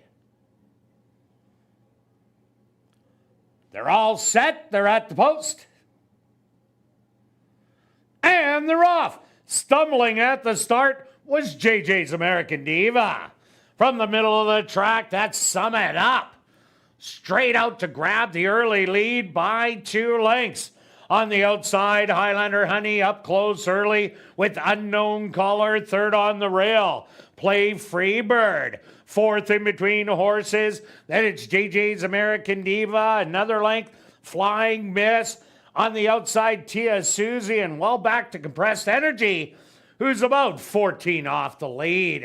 24-1 the opening quarter, and Sum It Up. Loving life on the front end.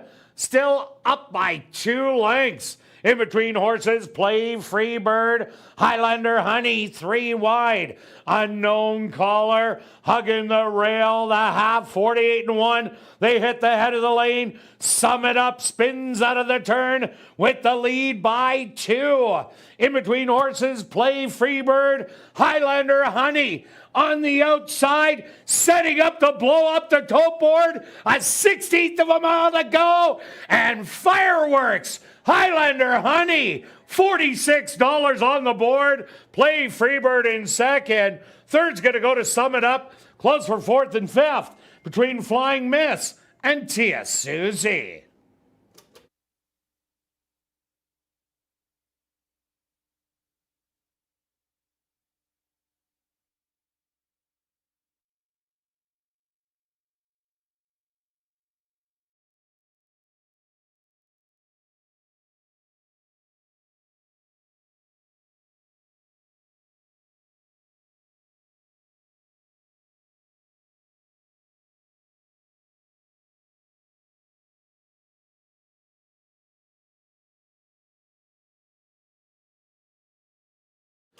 The stewards of post number 7, Highlander Honey, as your race winner. Second goes to number 2, Play Freebird.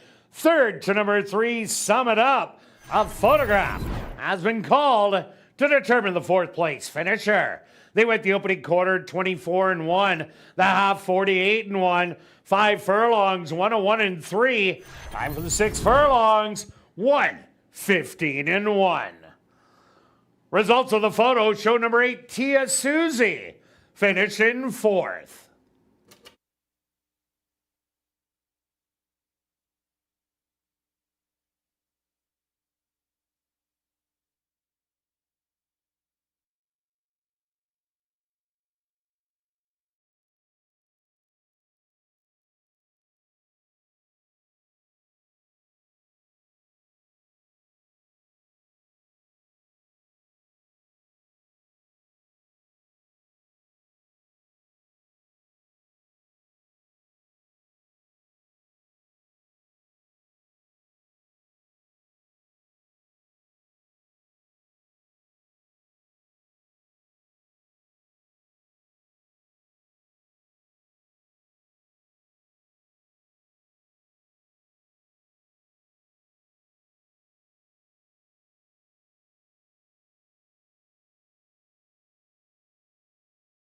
Now entering the winner's enclosure, the official winner here in race number 3, that's number 7, Highlander Honey.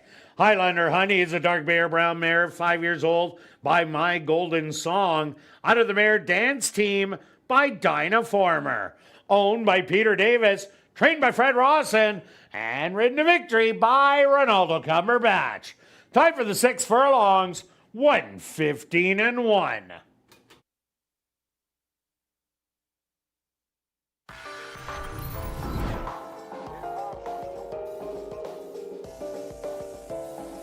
Race 3 is official in the upcoming 4th race, the MWM Environmental Race, kicking off $50,000 guaranteed pick 4 wagering. There are no changes, but we will carry on with the rest of the changes in this evening's pick 4. Turning your programs to race number 5, scratch number 5, Jackie Flash. Now turning your programs to race number 6, scratch number 2, Truly Unbelievable. Turning your programs to race number 7, scratch number 1, Dynamic Strike. The MWM Environmental Race kicking off $50,000 guaranteed pick 4 wagering. They'll go to post in 14 minutes.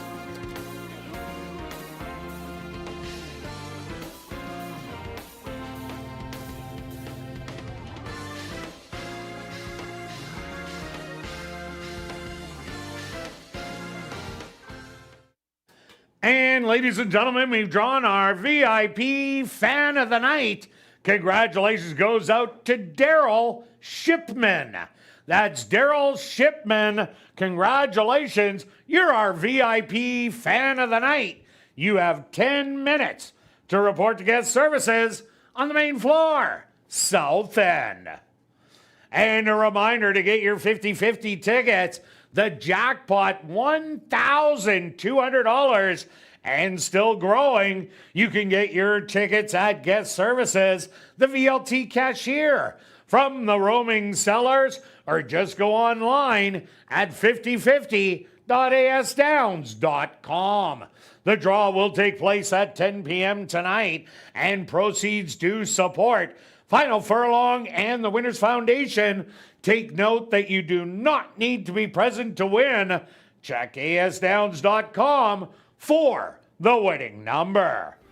Also a reminder that line dancing will take place on the tarmac. After race number 4, girls, you can earn an extra ballot for the $100 cash draws by participating in the line dance.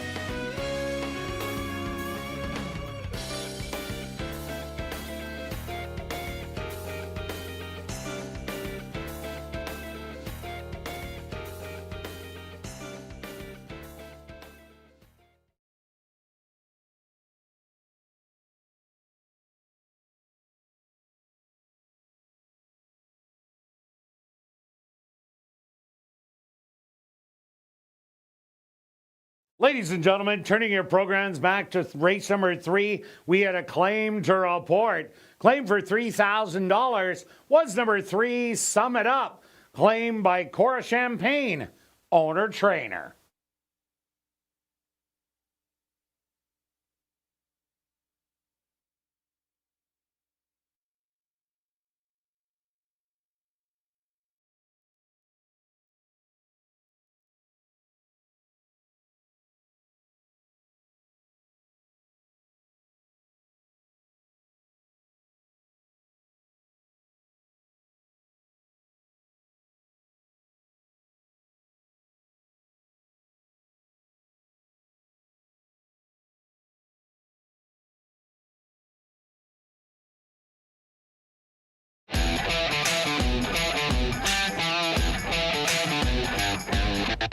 And welcome back down the paddock for race number 4.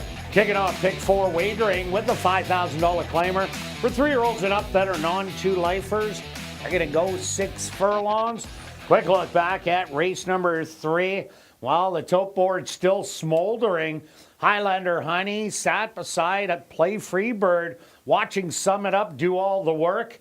But it was Highlander Honey on the outside with the big late kick to go on by for victory. Yeah, it's one of those expect the unexpected in the non-winners. We mentioned kind of off form. That last race at Fargo was nice. If you look at last year, you just mentioned off camera that the September 2nd shows you right there. This horse has won 3 races here at ASD, 3 at the distance. And I'm not saying I would have taken this horse, but it does make sense in this condition, fit the right spot and the right trip. Yeah, maybe didn't like the other racetracks, but definitely does like Assiniboia Downs. Now getting its 4th win in 10 starts. Okay, on to race number 4, Stretch. This is going to be kind of make or break. If you had that 7 in your first leg, what the 7 does in race 4 and what the 3 does in race 5 will kind of dictate if you have a chance at scooping the pool before the mandatory payout on Tuesday. You are correct. It all comes down to the next couple races because the last couple are tough. But I'm going to the 7. This is, I'd say, best bet of the day for me. I don't know what kind of price we're going to get. This horse is dropping out of some stake races with other Manitoba breds. Ran nice races there. I like this horse when it goes 6 furlongs. Smart move by the connections here to drop the horse here. Still running for 7,500, which is the key because it is a Manitoba bred. Yeah, gets 50% kicker. Yeah, has 6 wins already in lifetime against some nice races. So I think this horse can stalk, sit close, and take over. And look at that race 3 out to go. Lots of no-show, no-call. Who's a nice 7,500 horse at least. So does fit really well in here. We both also like number 3, Shocking Malice. Gets to get away from the non-3-lifers and go back against straight non-2-lifers. Last time it was there, it did run a 3rd-place finish. Did get beat by Better Make That 2 by a couple of lengths. But this horse has been getting beat by a lot, but beaten by some really good ones that there's definitely not any of those in here other than Better Luck Next Time. Yeah, I'm with you, too. The one that's running at this condition, been here a little while, is the 2-horse Ghostja. This a nice 2nd place finish last time, finished with some run. Mr. Splash came back and won. That makes this horse, that race a bit live. So the horse fits here. If the 2 droppers don't fire, I think this is the most likely, and you're getting 10-1. Well, even the 3rd-place horse, Run Mateo Run, came back and won. Also look at number 6, Haggis. Haggis, for the first start of the year, blew up the tote board at 45-1. The comeback race wasn't a very tough allowance non-2-lifer. Didn't run that bad in there. Ran 7th, beaten 7 lengths. So what that means is, well, not quite competitive at that level. So why not drop down to 5,000? Also gets in for that claiming price of 7,500 and does bring speed to the race. But the 1 and 4 also brings speed in here. You're right. And let's talk about the 4. This horse was special weight and then dropped and popped and crushed in that race. It kind of fooled me. I didn't think the horse would win that big, but was in the right condition. On the improve, only 4 lifetime starts, so there's so much room for this horse to keep improving. We'll have to battle with some other speed, though. And the horse that ran second came back to win on Monday at 1-5. Also look at number 1, Oliver Tiz. Oliver Tiz was a winner in its last start in late August at Emerald Downs. Only started once here in June. Did show some speed in there, but Witt's 10 touch hit the front end and didn't stop. Was beaten by both the 7 and the 3. They do add blinkers, and a really nice work on August the 18th. 101-4 breezing, so done easy out of the starting gate. This is a great long shot. Well, not really a long shot at 9-2. Yeah, and let's look at the 5. This horse is the long shot of the field. You made some real good points last time. The horse made a bit of a move, finished close. Everybody jumped on board. Now they're jumping off the bandwagon. Maybe I want to jump on the bandwagon because he's now he's 15-1. It has to improve, but second time Lasix is a good angle that the horse usually realizes it can go a little bit harder. And with all that speed, definitely could get a great trip. Let's go to our wagers here in race 4 stretch. Pick 4 time. What do you have? Now, how did you get room for 2? Who'd you talk to? Well, you know, they kind of like me a little down there, too. It's not all about you, Stretch. I've got 3 of them. I like my first one. That. That's my favorite one. 7 with 3 with all. Take a shot. And then I've spread out in the middle one. And I have $3 left from the 100. 7, 3, 6, 2, 3, 4. All right, and I went a little bit cheaper than you. I did key the 7 also. Keyed the 3, took the 3 and 4. $28 and an $18 ticket. Good luck with all your wagers here in race 4. We'll see you back for race 5.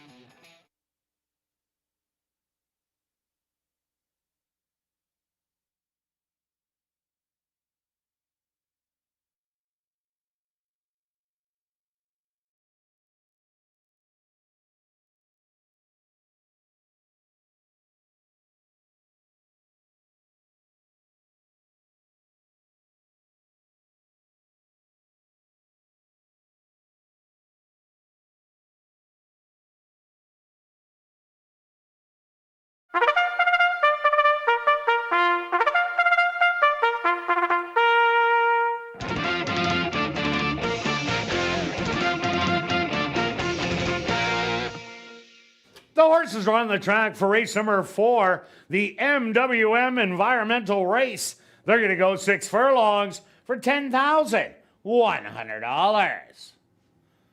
Number 1 is Oliver Tiz, owned by Murray Clear Sky, trained by Sherry Lang with Javanil Patterson. Number 2, Ghost Yeah, owned by Homer Thoroughbreds, trained by Jason Homer with Neville Stevenson. Number 3, Shocking Malice, owned by Arneson Farms, trained by Lise Pruitt with Matthew Bennett. Number 4, Ralph's Gift, owned and trained by Elton Dickey with Kieran Kellawan. Number 5, Saturday's Babe, owned by Dark Cloud Racing, trained by Judy Hunter with Siobhan Townsend. Number 6 is Haggis, owned by Brent and Heather Rymack, trained by Brent Rymack with Dario Dalrymple. Rounding out the field is number 7, Better Luck Next Time, owned by A2 Thoroughbreds and True North Thoroughbreds, trained by Michael Nault with Antonio Whitehall. The MWM Environmental Race kicking off $50,000 guaranteed pick 4 wagering. They'll go to post in approximately 4 minutes.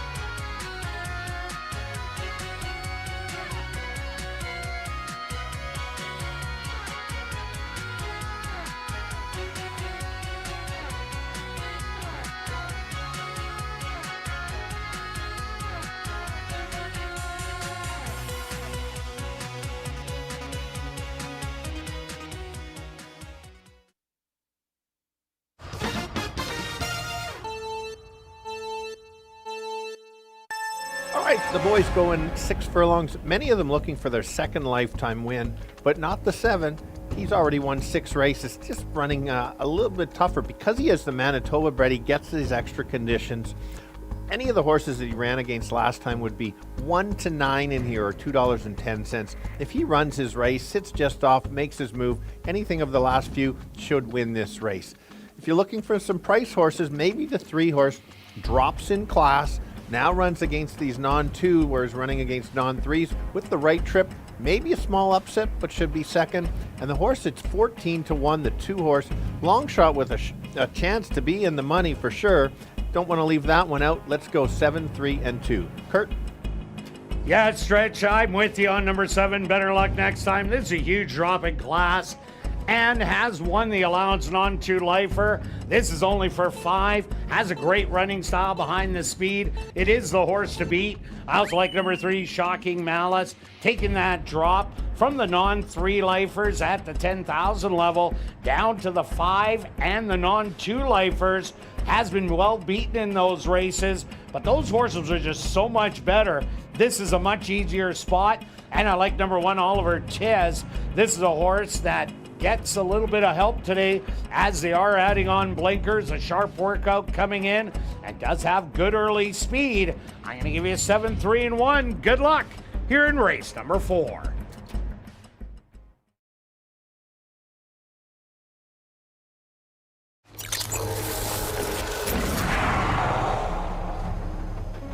It's now 2 minutes to post time at ASD.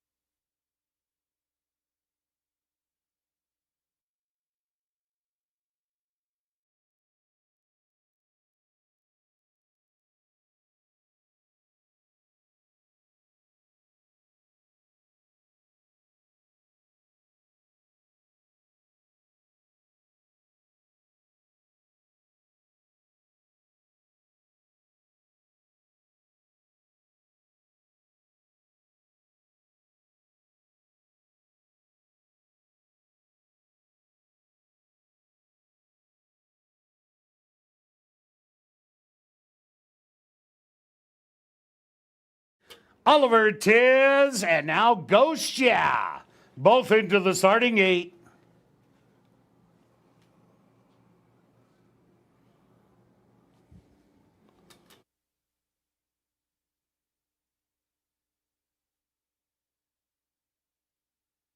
Shocking Malice now in the gate. Here comes Ralph's Gift.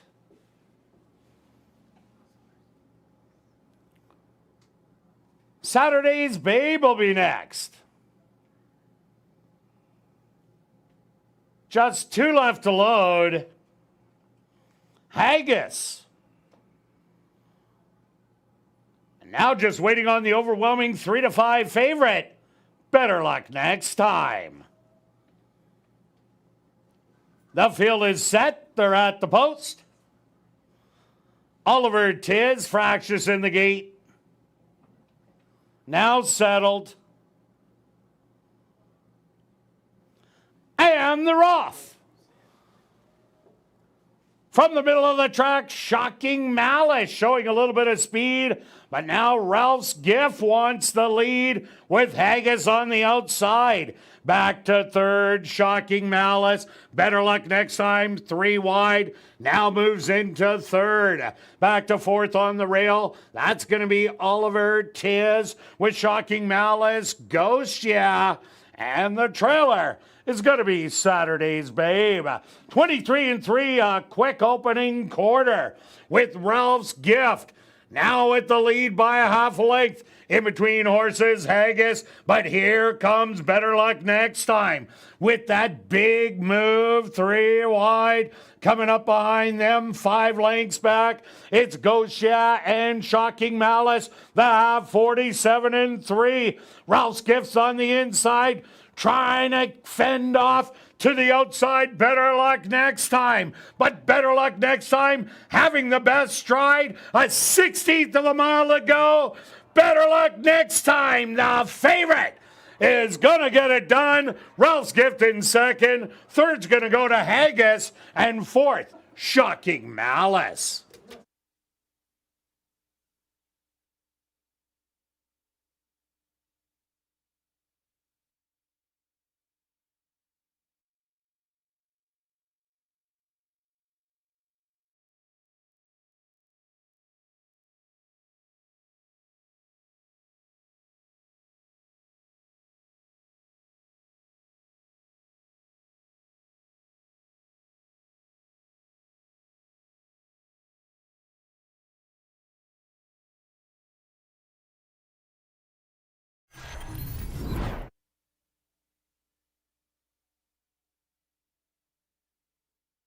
The Stewart's supposed to number 7, Better Luck next time.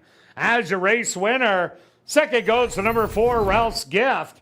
Third to number 6, Haggis. And fourth to number 3, Shocking Malice. They went the opening quarter 23-3, the half 47-3. 5 furlongs, 1 minute and 4 fifths. Time for the 6 furlongs, 1:14-2.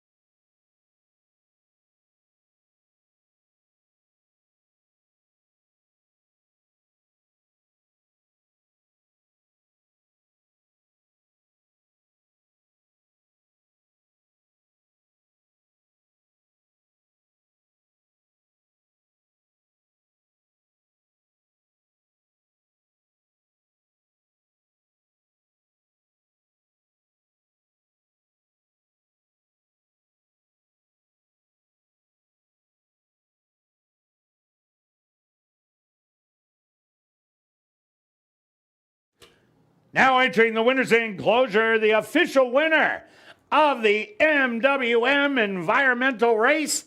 That's number 7, Better Luck Next Time. Better Luck Next Time is a dark bear brown gelding, 4 years old, by Nonios. Out of the mare Nickel Candy by Silver Deputy. Owned by A2 Thoroughbreds and True North Thoroughbreds. trained by Michael Nault, and ridden to victory by Assiniboia Downs leading rider, Antonio Whitehall. Time for the 6 furlongs, 1:14-2.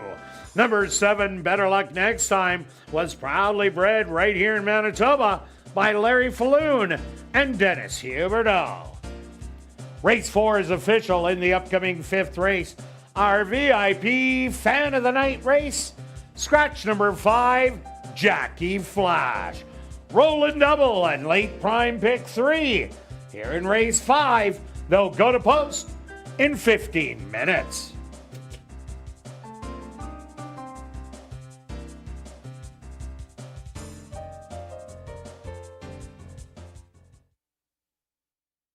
And we've drawn our first cash winner in the Girls Night Out cash draw. Congratulations goes out to Kira Rosenbaum. That's Kira Rosenbaum. Congratulations. You're one of our Girls Night Out cash draw winners. Please report to guest services on the main floor, South End. And line dancing will take place on the tarmac in just a couple of minutes. Head on down and join the Inline to Dance group as they lead the way. Everyone is welcome to participate, so come on down and join the fun. And be sure to get your entry in for the $10,000 Lucky Long Shot. The draw will be made after race number 5. If your name is drawn and the horse with the highest odds wins the last race, you're going to get to spin the Lucky Long Shot wheel for a chance to win up to $10,000 in cash.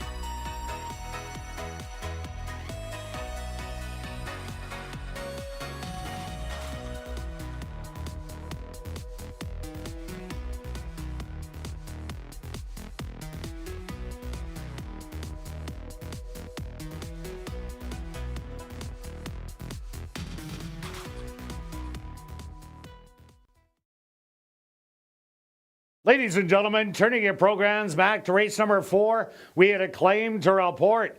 Claim for $5,000 was number 4, Ralph's Gift. Claim by Jared Brown, owner-trainer.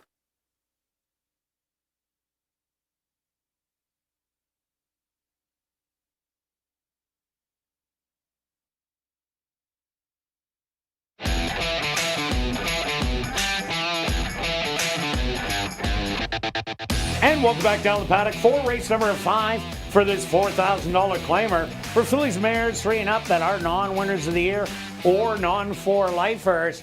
They're going to go 5.5 furlongs. Scratch number 5, Jackie Flash. Quick look back at race number 4. Well, Ralph's Gift and Haggis battled it out early. Antonio Whitehall just sat on the outside behind him, watched the action at the head of the lane, made the move. But Ralph's Gift put up quite the fight. But better luck next time was the best in the end. It was. Antonio had to give the horse a perfect ride. I thought that like Ralph digging in that much was very impressive because a perfect trip for the 7 and to only lose by a bit. Mark that horse down, and clearly the horse got claimed, so everybody knows that this horse is a bit of a runner and took some early money. So could have a future, maybe even moving up in class. And this one was claimed out of the Jared Brown barn early on in the year. Goes on back. On to race number 5, Stretch. Another probable big favorite in here. Yeah, I think so. The makes sense, though. It's just a slight drop in claiming price, but a pretty big drop in class edge against some of the horses this horse has run against. The 2 races here have been very good. Both those races I think would be good enough to win in here. This horse can stalk and make the move, and that's what happened last time. Just got beat late, and then we saw Indiana ended up winning the next start. For $3,000. It was $3,000. That's true. But I just think this horse can get a perfect trip. Yeah, and the winner, Eric Cara, jumped up to the 75 and did win. We also like number 4, Big Tippa. Big Tippa, 5 for 8 in the money here at Assiniboia Downs. Well, what about the other 3 races? All 4th place finishes and not beaten by much. Big Tippa only lost by 3/4 of a length to Norma No, who won her previous start. And that was a Woodbine horse that took to our racetrack and has looked great in both starts. So Big Tippa, no Norma No in here, but has to deal with a low Eurocat, but does love the racetrack. Absolutely. Let's go to the 10-year-old mare, the Kate's Princess. Last time out, just too much speed and was against the boys. The last 2 races have been against the boys. Now she gets to face against the girls. She's been in very tough for such a long time. She's finally in the spot where she can win. She can go to the lead. She's been breaking better this year, so if she breaks sharp, she could get the control of the front end. 5.5 is her distance. So catch her if you can. And yeah, and you saw that workout coming into the last race, which was good. Just didn't get to run in that tough race. Yeah, but doesn't really like post position number 1. Hasn't fared well, but Kate's Princess, that last race, 5 out of the 8 horses were speed in there, and that's why we took Picata Prince, who was one of the ralliers. Also look at number 2, Ms. Z, has been knocking on the door, trying to win at the $3,000 level, but now jumps up to the $4,000 non-winners of the year. Does have a good running style for this race. If Kate's Princess and Low Eurocat and Big Tippa all battle it out, will be a stalker in here. Lost to Indiana last time, so shows that she does fit. Yeah, and one of the other speed horses is the 6 horse.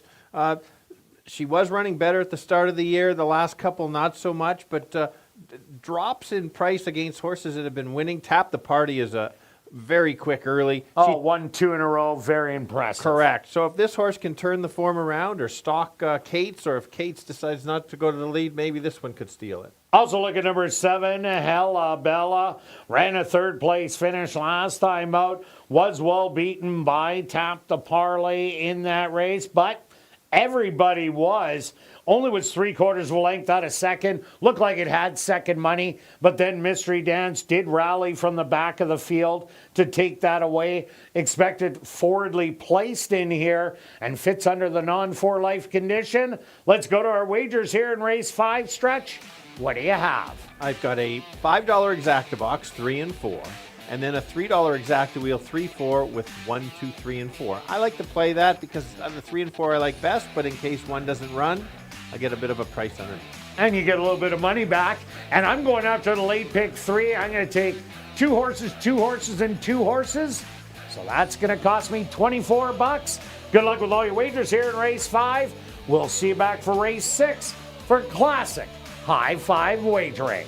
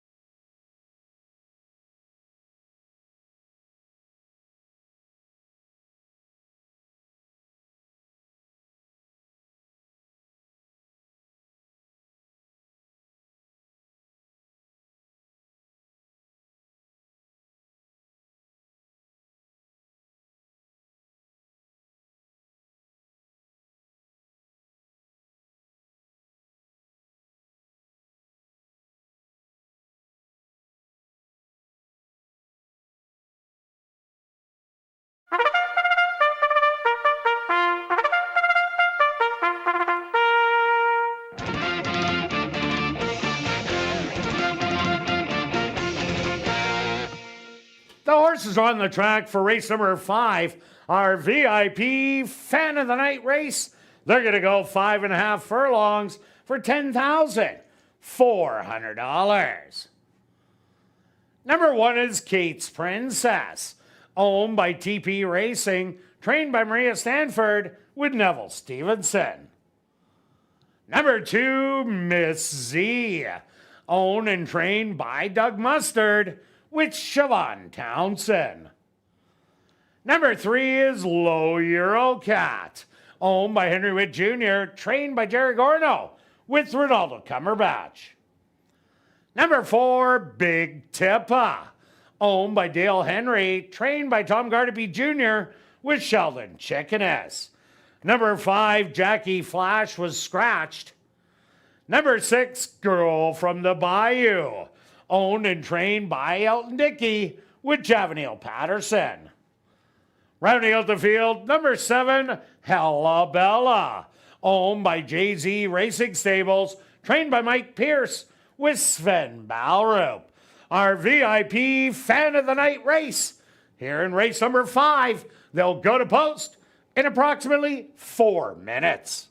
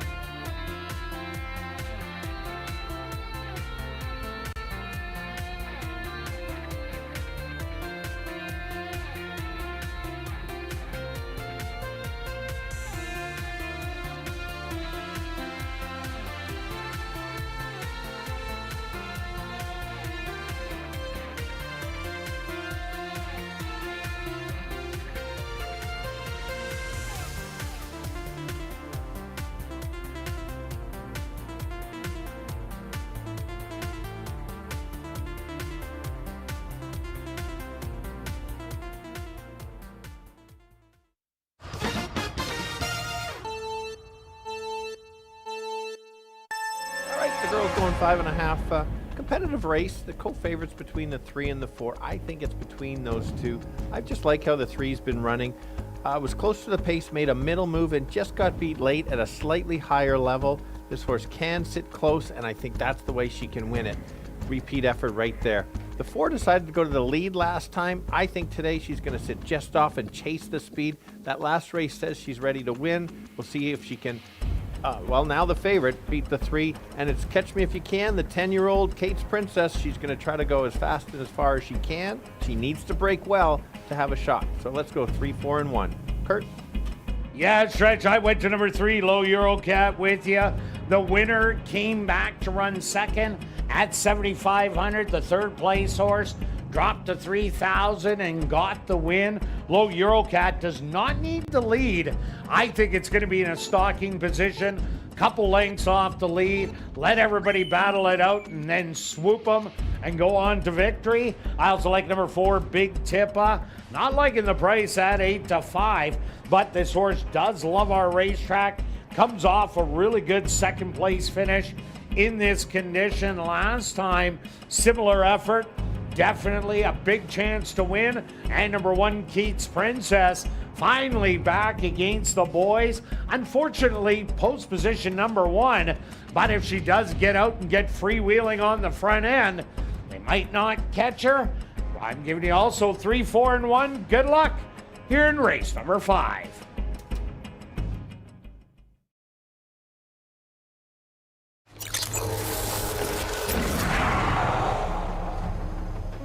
It's now 2 minutes to post time at ASD.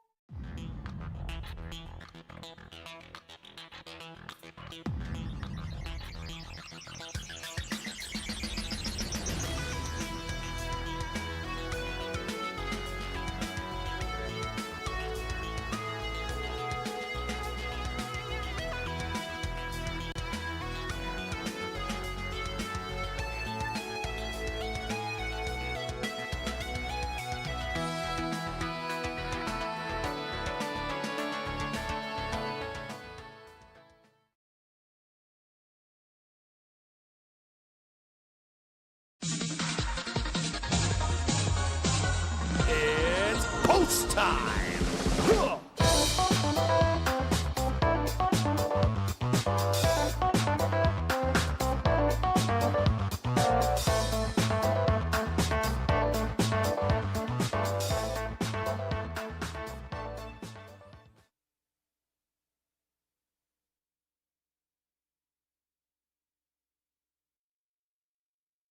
Kate's Princess. She's the first one into the starting gate.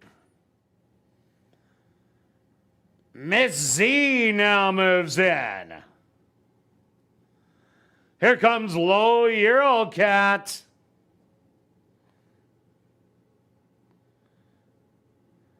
Who's the co-favorite? With number 4, Big Tippa, who's in. Just 2 left to load. Girl from the Bayou. Now just waiting on Hella Bella.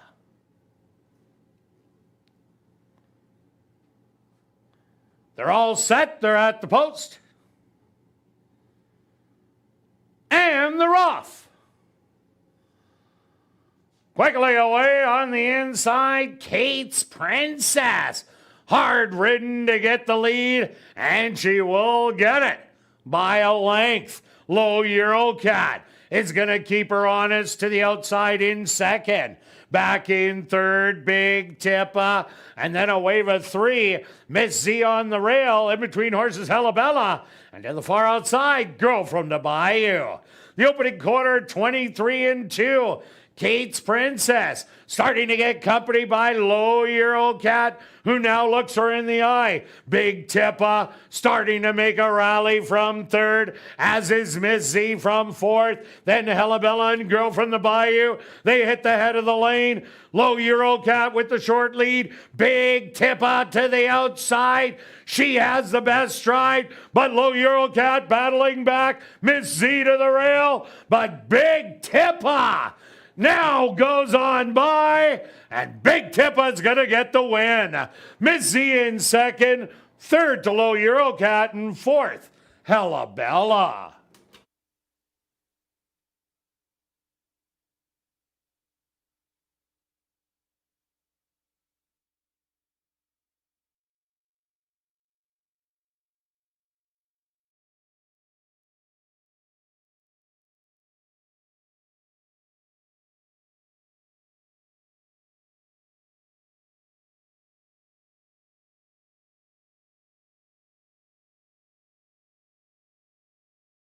The Stewarts are posted number 4, Big Tippa, as your race winner. Second goes to number 2, Miss Z. Third to number 3, Low Euro Cat. And fourth to number 7, Hellabella. They went the opening quarter 23-2, the half 48-1. 5 furlongs, 101. Time for the 5.5 furlongs, 108.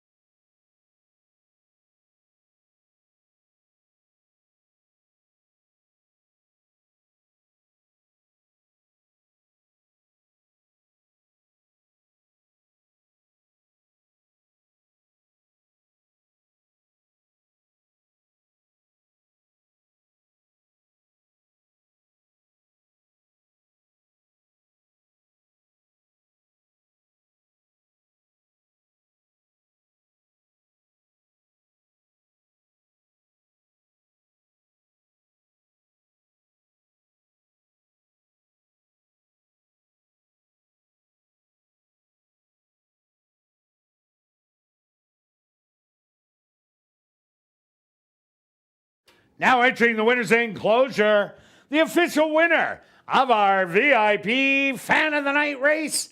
That's number 4, Big Tippa. Big Tippa is a bay mare, 5 years old, by Mr. Big, out of the mare OK Doll by First Samurai. Owned by Dale Henry, trained by Tom Gardaby Jr., and ridden to victory by Sheldon Chickadas. Time for the 5.5 furlongs, 108.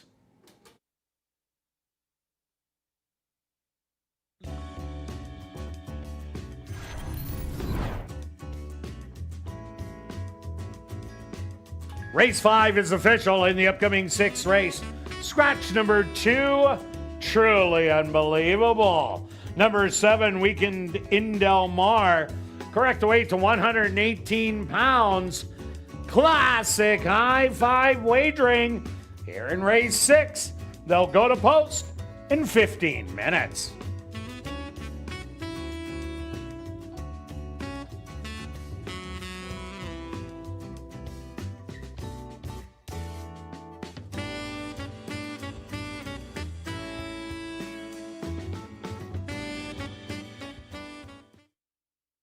And ladies and gentlemen, we've drawn our lucky long shot winner.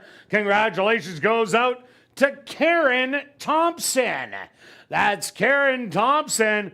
Congratulations. You're our lucky long shot winner. You have 10 minutes to report to guest services on the main floor, South End. And we've drawn our next Girls Night Out cash draw winner.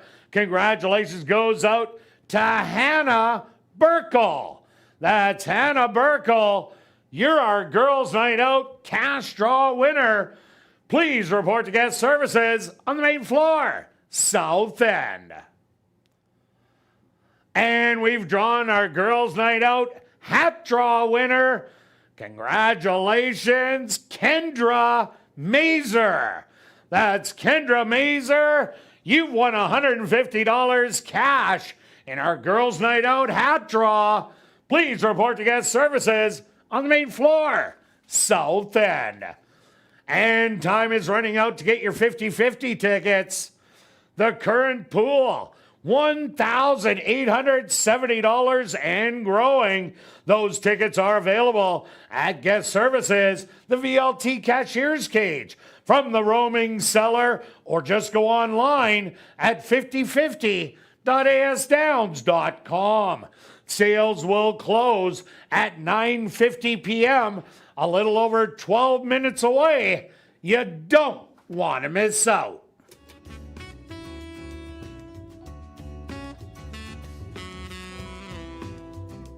And attention students, it's student night here at ASD on next Tuesday, September 1st, and Wednesday, September 2nd. Students, all you're going to have to do is show your ID and receive a free ticket to Frosh. And that's not all. Students can also enter for a chance to win a $250 cash draw for students only. Also enjoy 15% off items in the clubhouse, plus $5 beer and spirits, $5 hot dogs, $5 popcorn, and $5 large ice cream. So grab your student ID, bring your friends. Tuesday, September the 1st, and Wednesday, September the 2nd.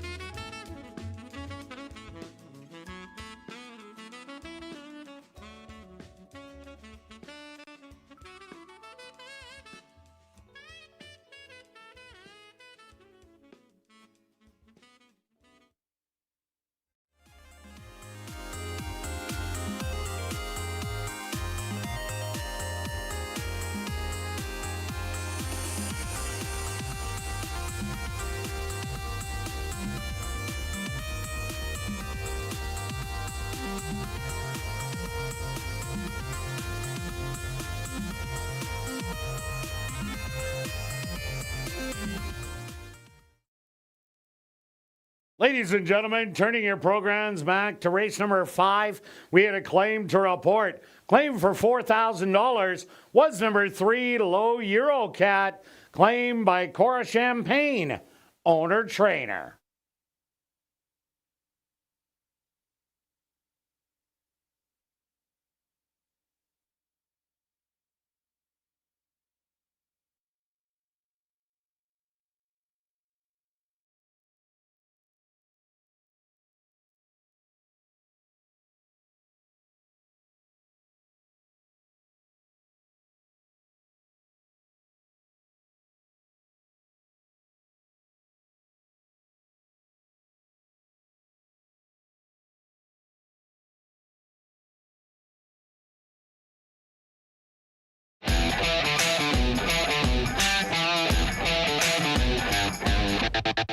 welcome back down the paddock for race number 6. We have a $10,000 claimer for 3-year-olds and up that are non-3 lifers. They're going to go 6 furlongs. Scratch number 2, truly unbelievable. Quick look back at race number 5. Well, Kate's Princess got out of the gate well, but unfortunately, she isn't what she used to be. Low Eurocat made the early move, but Sheldon Chickeness was very patient, made the move on the outside, and went on to victory. And that's what I was waiting for the 4 there, is just making that move. Many good races, found the level. It makes sense. It was a smart ride with the patience, for sure. This is a good betting race. We talked about on ASD Live how tough a field this is. We've got a current favorite of the 3, but I'm going to start with the 6 at 4-1. I think many of them in here can win it. And this horse is dropping in class from the allowance level against some very good horses. 2 back was a nice race. This horse showed speed and it got tired going a mile. Now cuts back. A couple of the races early on against a three-year-old stake race, ran a nice second. First start out against the older in the allowance, stalked and won for fun. So if this horse returns back to those races, I think this horse can be very competitive, and I'll take 4-1. And it did check real hard at the half-mile pole last time out, and that definitely cost the horse lengths. I also like number 4, Global Agenda. Yeah, it did go wire to wire at Wyoming, winning the non-2 lifer. But I like when the horse broke the maiden down in Turf Paradise, stalked, pounced, drew off easily to win by 4 lengths in there. And that's the kind of race I'm looking for out of Global Agenda. Did run behind the stablemate number 3, Yellow Jacket, in the last start, but that was going around 2 turns. I'm liking this cut back in distance to the 6 furlongs. I agree with you, and I like the odds for sure. Let's take a look at the 5. This horse has been running the last 2 of the last 3 races. It was so good. The figures were there. I couldn't leave this horse out. Last time, I took a bit of a chance. The horse got the lead. I would have liked to go a little faster, but just not good enough. I think that cutback is only going to help. There is some other speed, but there was some other speed in some of those other races. May battle and just kind of keep going, and we'll see how good this one is. And number 1, Wits 10 Touch. Here's another speed ball. Last time out, yeah, just didn't get out of the gate, lost all chance, was just eased in, has a workout coming in 39. Expect this horse to be forwardly placed early, but with living in the fast lane in here, to light it up on the front end with it, it's not going to get it all its own way. So it's going to be kind of tough to wire the field going the 6 furlongs. Yeah, let's look at the 3, the current favorite. I like this horse, came out of the fast run race. I like this horse going a little bit more of a distance is kind of the reason probably why you did not put it in your top 3. Correct. No surprise if this horse wins. It's just, it's going to show some speed, but I think there's some other speed. This is mile speed, so you kind of have to pace yourself. We'll see how this horse runs. Certainly has some talent. Also look at number 8, Banker Matt. This is a non-2 lifer against the non-3 lifers. First time out, this horse broke bad, but what a move down the lane to only lose by a neck and galloped out about 15 lengths past the field. Me and Stretch loved it next time. We got 2-1. Was the best in the field, wired him last time out, was in a race that was just way too tough, where the winner came back to run second at the first level allowance, and the second place horse ended up coming back to win at the allowance non-2 level. Lots of like and a good work coming in. Yeah, let's talk about weekend at Del Mar. I can tell you a story about a weekend in Del Mar, no, by the way. We don't have time, though. I have no... Really? Oh, anyway, I drove by. I know exactly where it is. Okay. I never got to play. Anyway, quick story. This horse has been off a year, coming back, real good work. A top effort certainly can be there. It may need one. I've got good figures for this horse. It's just kind of up against it in this tough a field. Tab for next time, but I know this horse can run. All right, let's go to our wagers here in race 6. Stretch, what do you have? Well, I've got a $3 exacta box, 4, 5, 6. I am so confident. Beth's working today, you know. Okay. And I've got a stretch change alert. Oh, look at you go. And I doubled it. It's been a while. It has been. Beth said, let's find a stretch change alert. I got one for 4, 5, 6, 4, 5, 6 with the others. Make it a $2. I'm that confident. See, and I'm going to use your money on my bet. 50 to place on the 4. Oh, it was $30 there. That's why I was going to use your money to get it, but 15 a place on the 4. I'm loving the 6-1. Good luck with all your wagers here in race 6, and we'll see you back for race 7.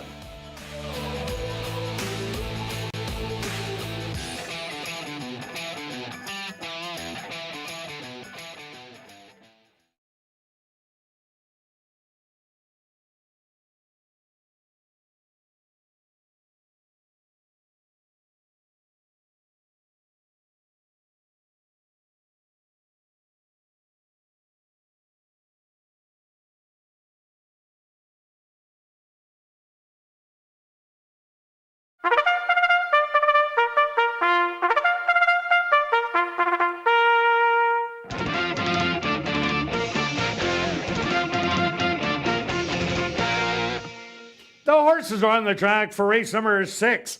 They're going to go 6 furlongs for $15,200. Number 1 is Witt's 10 Touch, owned by Henry Witt Jr., trained by Jerry Gorno with Neville Stevenson. Number 2, Truly Unbelievable, was scratched. Number 3, Yellow Jacket, owned by Brian Hayes, Upendranath Ganala, and Purple Rose Ranch, trained by Mike Pierce with Sven Balro. Number 4, Global Agenda, owned by Upendranath Ganala and Purple Rose Ranch, trained by Mike Pierce with Christopher Mamdine. Number 5, Living in the Fast Lane, owned by Matty Dirksen, trained by Devin Gittins with Rashawn Brewster. Number 6, Classico, owned by A2 Thoroughbreds, True North Thoroughbreds, Dean Misselblocker, Jay Jackson, Anderson Livestock, Cam Ziprick, and Charles Fouliard, trained by Michael Nault with Matthew Bennett. Number 7, Weekend in Del Mar, owned by Robert and Sheena Mabin, trained by Robert Mabin with Antonio Whitehall. Rounding out the field is number 8, Banker Matt, owned by Artisan Farms, trained by Lee Pruitt with Ronaldo Cumberbatch. Classic High Five wagering here in race 6. They'll go to post in approximately 4 minutes.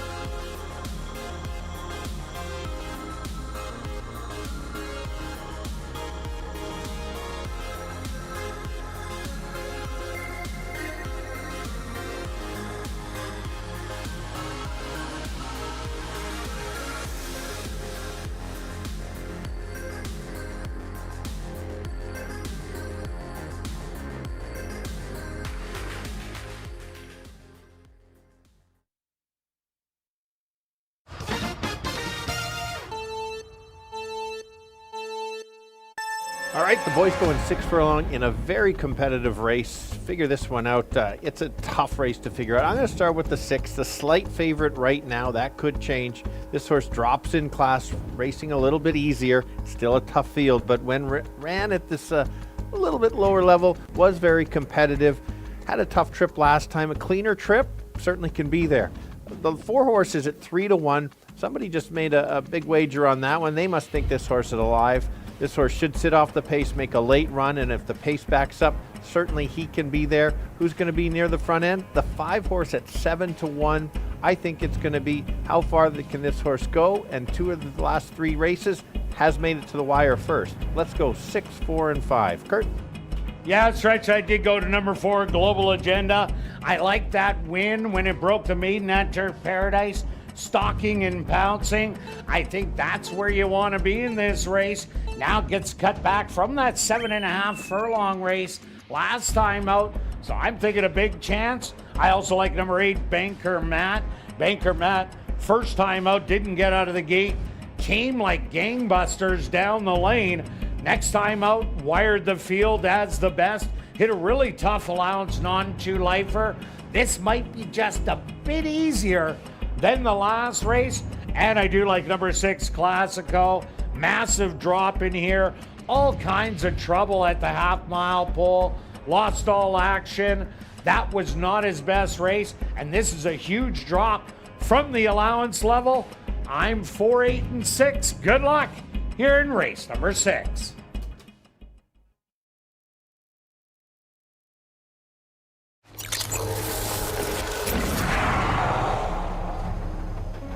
It's now 2 minutes to post time at ASD.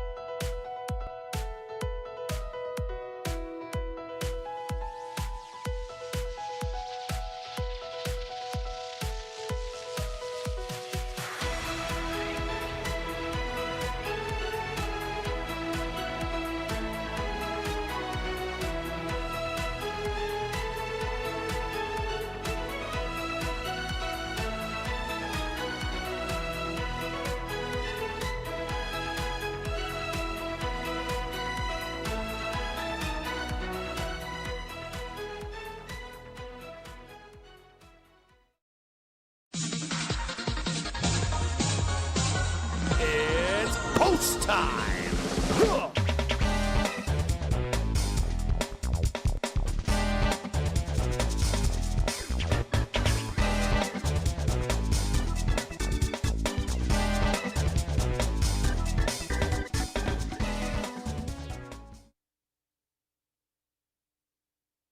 Witt's 10 touch leads the field into the starting gate. Yellow Jacket walks right in. Here comes the stablemate, Global Agenda.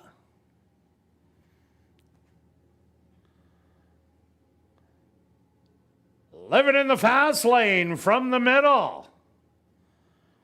Here comes the 9-5 favorite. That's going to be Classico.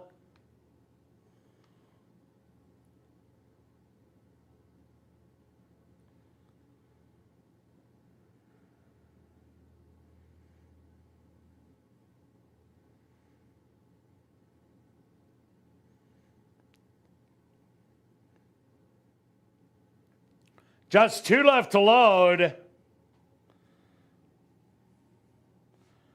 Weekend in Del Mar. The lone girl against the boys. And now just waiting on Banker Matt. They're all set. They're at the post. And they're off. From the outside, Classico shows a little bit of early speed, as does Living in the Fast Lane. On the rail, Witt's 10 touch. In between horses, Yellow Jacket. 4 across the track, battling it out. Weekend in Del Mar, sitting back in 5th, watching the action with Banker Matt and Global Agenda, the trailer. 23-2, the opening quarter. Witt's 10 touch on the inside. Yellow Jacket in between horses. A bold 3-wide move. There goes Banker Matt, who just blows on by and now grabs the lead by a length. Back to second, Yellow Jacket. To the outside, Weekend in Del Mar. 3 wide, Global Agenda. The half 47-2. Banker Matt with the lead, but here comes Global Agenda. Has a lot of work to do and is running out of ground. 16th of a mile to go. Banker Matt, Global Agenda, gonna try and time the wire.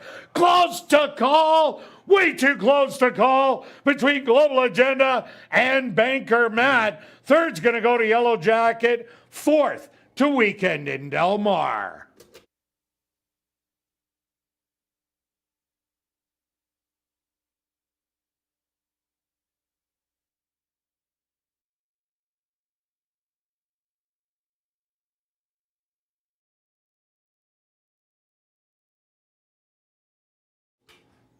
The stewards have requested a photograph to determine the winning horse. They went the opening quarter 23-2, the half 47-2. 5 furlongs, a minute and 2/5. Time for the 6 furlongs, 1:14.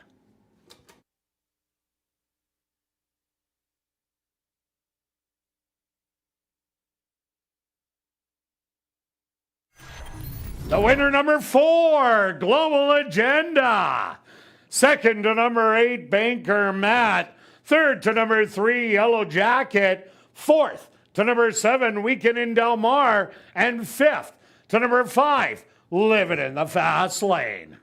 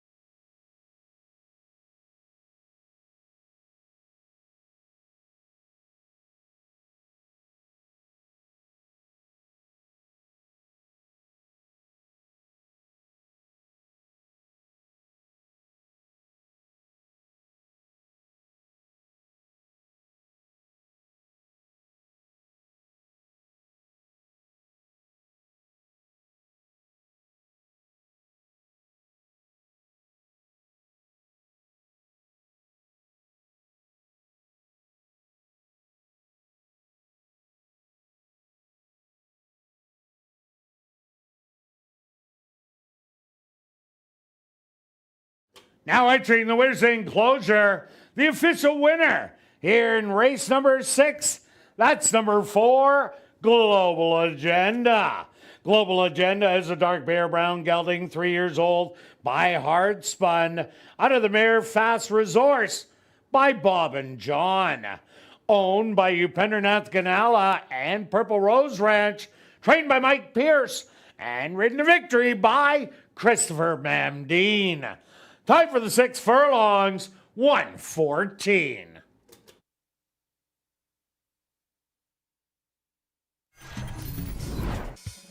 Race 6 is official in the upcoming 7th race. Classic high 5 wagering. Scratch number 1, dynamic strike. Post time for race number 7, 14 minutes away. And after the final race, be sure to head up to the clubhouse for Crazy Hour, beer, shots, and wine, $5.50 and 25% off all starters.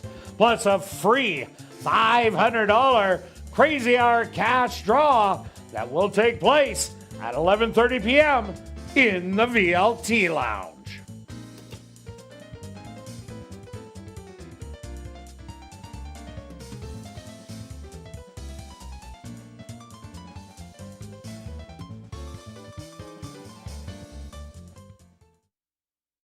And we got our final Girls Night Out cash draw winner. Congratulations goes out to initial K, James. That's initial K, James. Congratulations. You're our Girls Night Out cash draw winner. Please report to guest services on the main floor, South End. And we've drawn our winning ticket in tonight's 50-50 draw. The winning number, 938222492. Once again, the winning ticket in tonight's 50-50 draw, 938222492.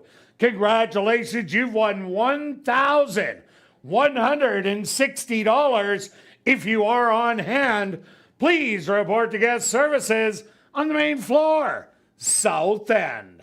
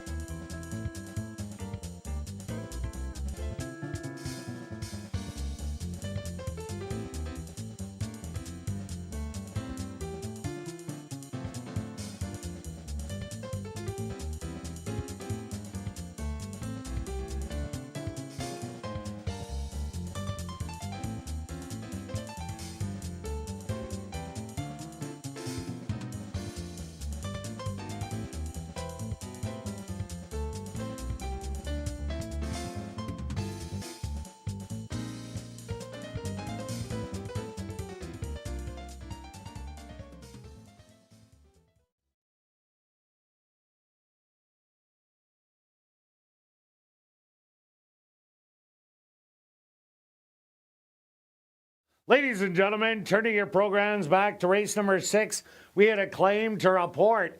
Claim for $12,500 was number 8, Banker Matt. Claimed by Ryan Desjarlais, Blair Kidd, and Robert McKinnon. Trainer, Ryan Desjarlais.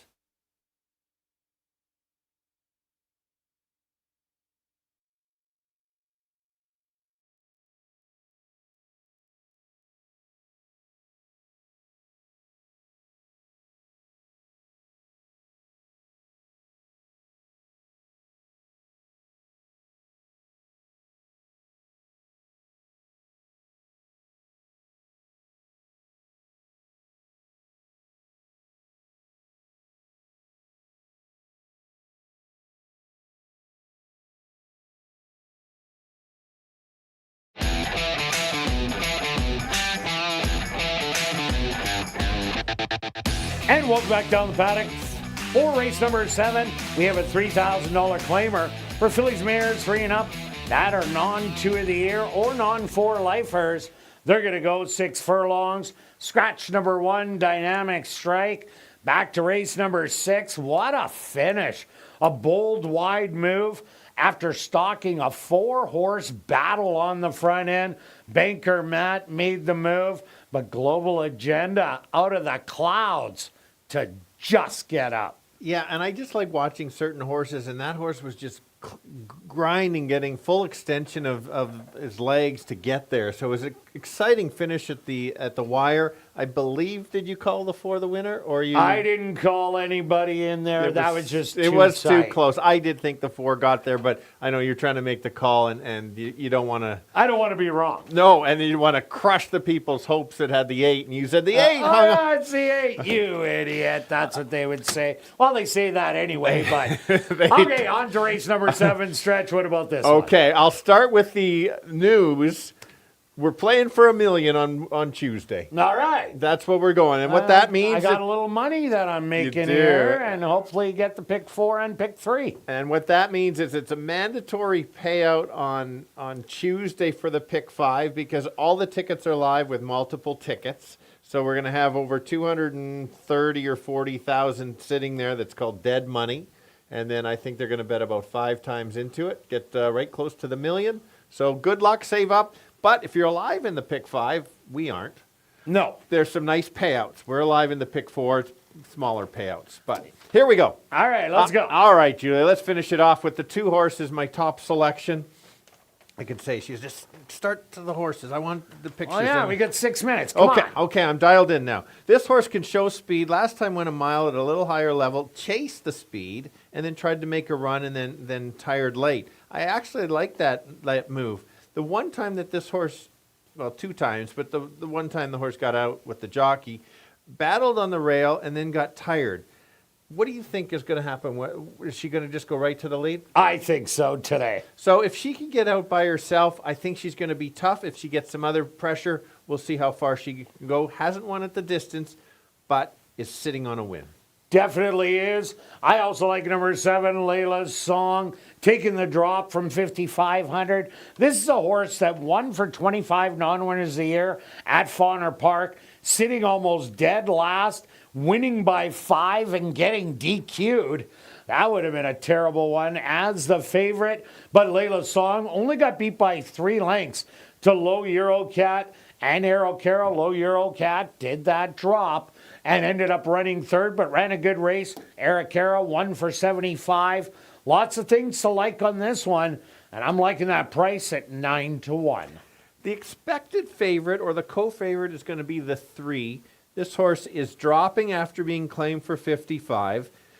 You get worried about it a bit, but based on the purse money and the claiming price, the horse can get out on this, or the owners can, so you're not going to really lose any money.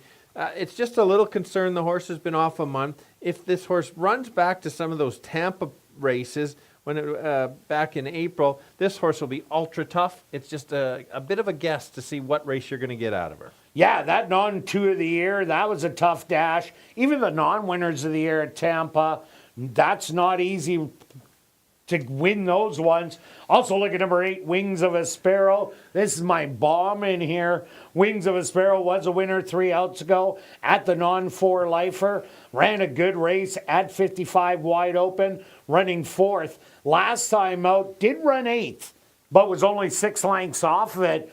Also another dropper in here. And the Stephen Gaskin barn has been lighting up lately and getting the wins. Yeah, and the five horse currently at another 3-way co-favorite.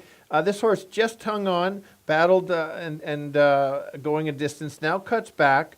I like that the horse has recently won. Certainly once they win races, they kind of get game and want to keep winning. And number 6, My Anticipation, won at the allowance level at the first start of the year after arriving from Florida. Has been tailing off as of late. Couldn't win against Tap the Parlay, but nobody could in there. This might be a touch easier of a spot if it runs back to that first race.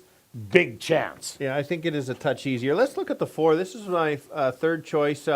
Long shot in here, taking a bit of a chance here. It's been running all over the place and some good races. 3 back, it did win a race. Rapinoe, I think that's Arapahoe. Arapahoe up in Denver. Denver, yes, Mile High. We'll certainly have air in the lungs. I like the Fauner Park races last year at this time. With the right trip, I think this horse has a chance. Also has 4 wins at the distance. I think you got to give this horse a second look. All right, let's go to our wagers here in race 7 stretch. What do you have? Got the ever popular 2. Oh, look at you. If the 2 wins it, give it the stretch. He's got the winner. All right, I put the 2 on top also, but with the 5, 7, 8, with the 3, 5, 6, 7, 8, a $1 ticket is 12. I did a $2 one for 24. Good luck with all your wagers here in race 7, and we'll see you back Tuesday, 6:45 Central for ASD Live.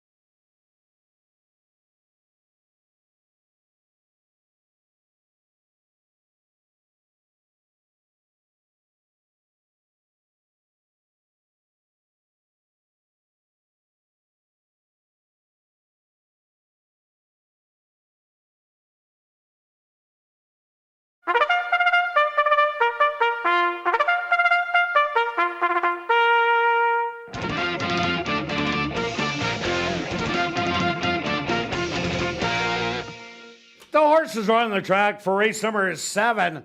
They're going to go 6 furlongs for $10,200. Number 1, Dynamic Strike, was scratched. Number 2, Nay Nay, owned by Dimitri Tapoussis, and Hardik Buva, trained by Dimitri Tapoussis with Antonio Whitehall. Number 3, Kiki Love, owned by Long Boy Racing, trained by Michael Nault with Kieran Calawan. Number 4, Brown Liaison, owned by Savannah Witt, trained by Robert Haar with Christopher Mamdine. Number 5 is Smooching, owned by Pan Am Racing, trained by Stephen Gaskin with Devontae Prescott. Number 6, My Anticipation, owned by Joseph Schumer, trained by Eugene Burns with Siobhan Townsend. Number 7, Layla's Song, owned by Henry Witt Jr., trained by Jerry Gorno with Dario Dalrymple. Rounding out the field, number 8, Wings of a Sparrow, owned by Pan Am Racing, trained by Stephen Gaskin with Rashad Knights. Classic high five wagering. Here in race 7, they'll go to post in approximately 4 minutes.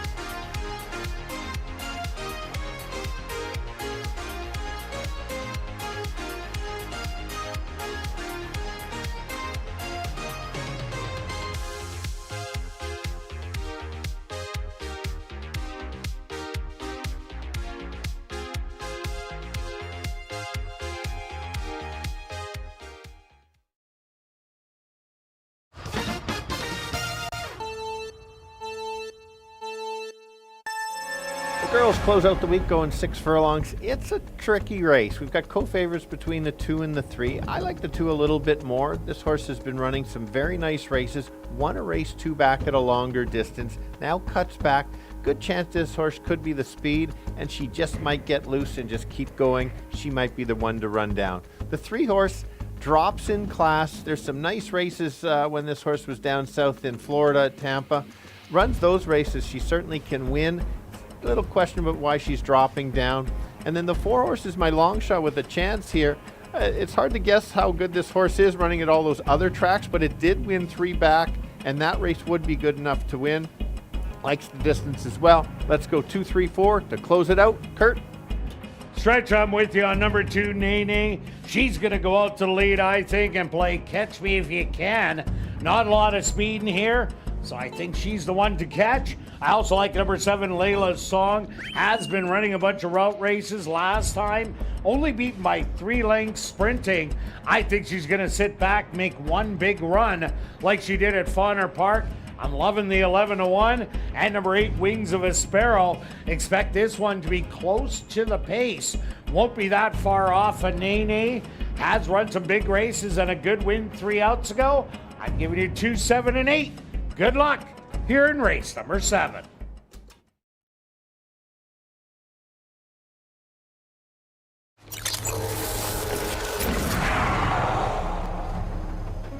It's now 2 minutes to post time at ASD.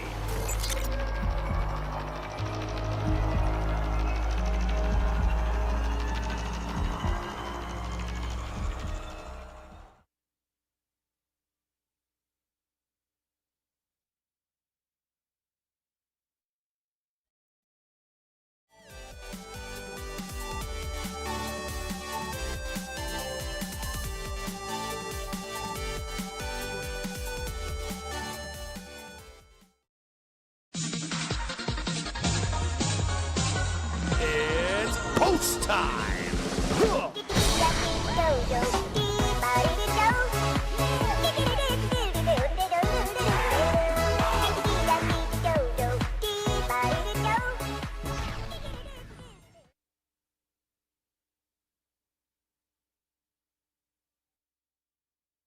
Nene, the co-favorite at 2-1, leads the field in for the nightcap.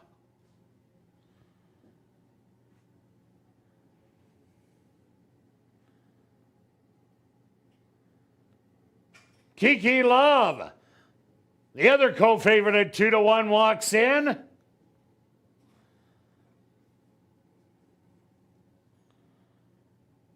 Here comes Brown Liaison. It's now Smooching's turn.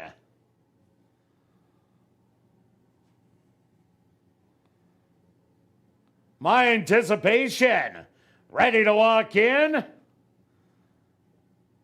Just 2 left to load. Layla's Song. And now just waiting on Wings of a Sparrow. They're all set. They're at the post.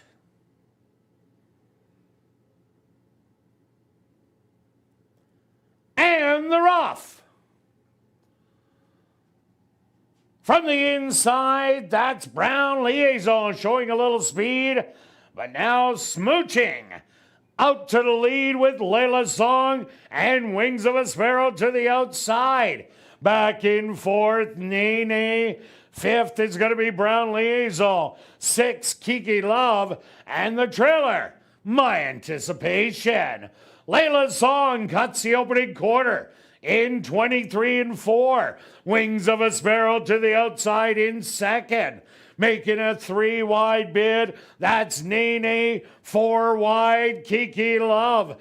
2 more back. That's going to be Smooching and then Brown Liaison. And the trailer, My Anticipation. Layla's Song cuts a half mile, 47 4, and spins out of the turn with the lead by a length and a half.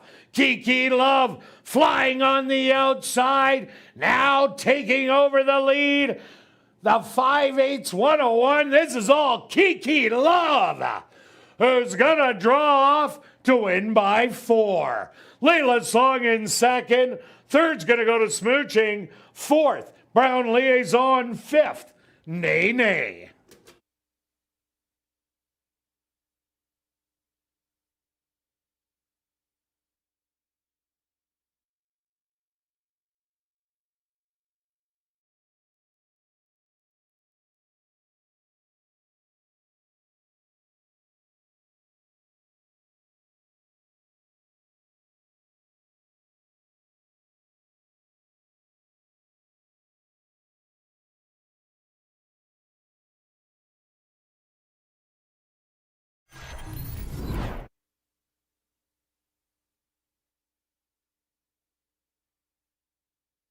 The Stewarts are posted number 3, Kiki Love, as your race winner. Second goes to number 7, Layla's Song. Third to number 5, Smooching. Fourth to number 4, Brown Liaison. And fifth to number 2, Nay Nay. They went the opening quarter 23-4, the half 47-4. 5 furlongs, 101-2. Time for the 6 furlongs, 114-3.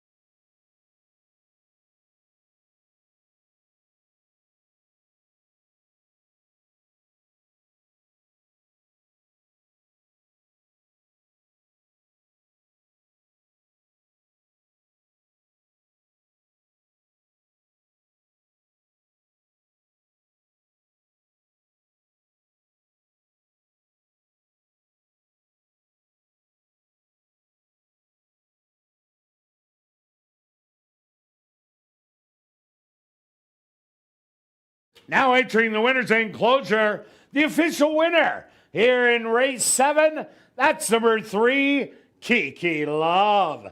Kiki Love is a bay mare, 6 years old, by the Big Beast, under the mare Raising Rachel, by Sensational. Owned by Long Boy Racing, trained by Michael Nault, and ridden to victory by Kieran Calawan. Time for the 6 furlongs, 114-3. Congratulations goes out to trainer Michael Nault, who scores the double. 2 wins for trainer Michael Nault. Well, now it's time to head up to the clubhouse for Crazy Hour.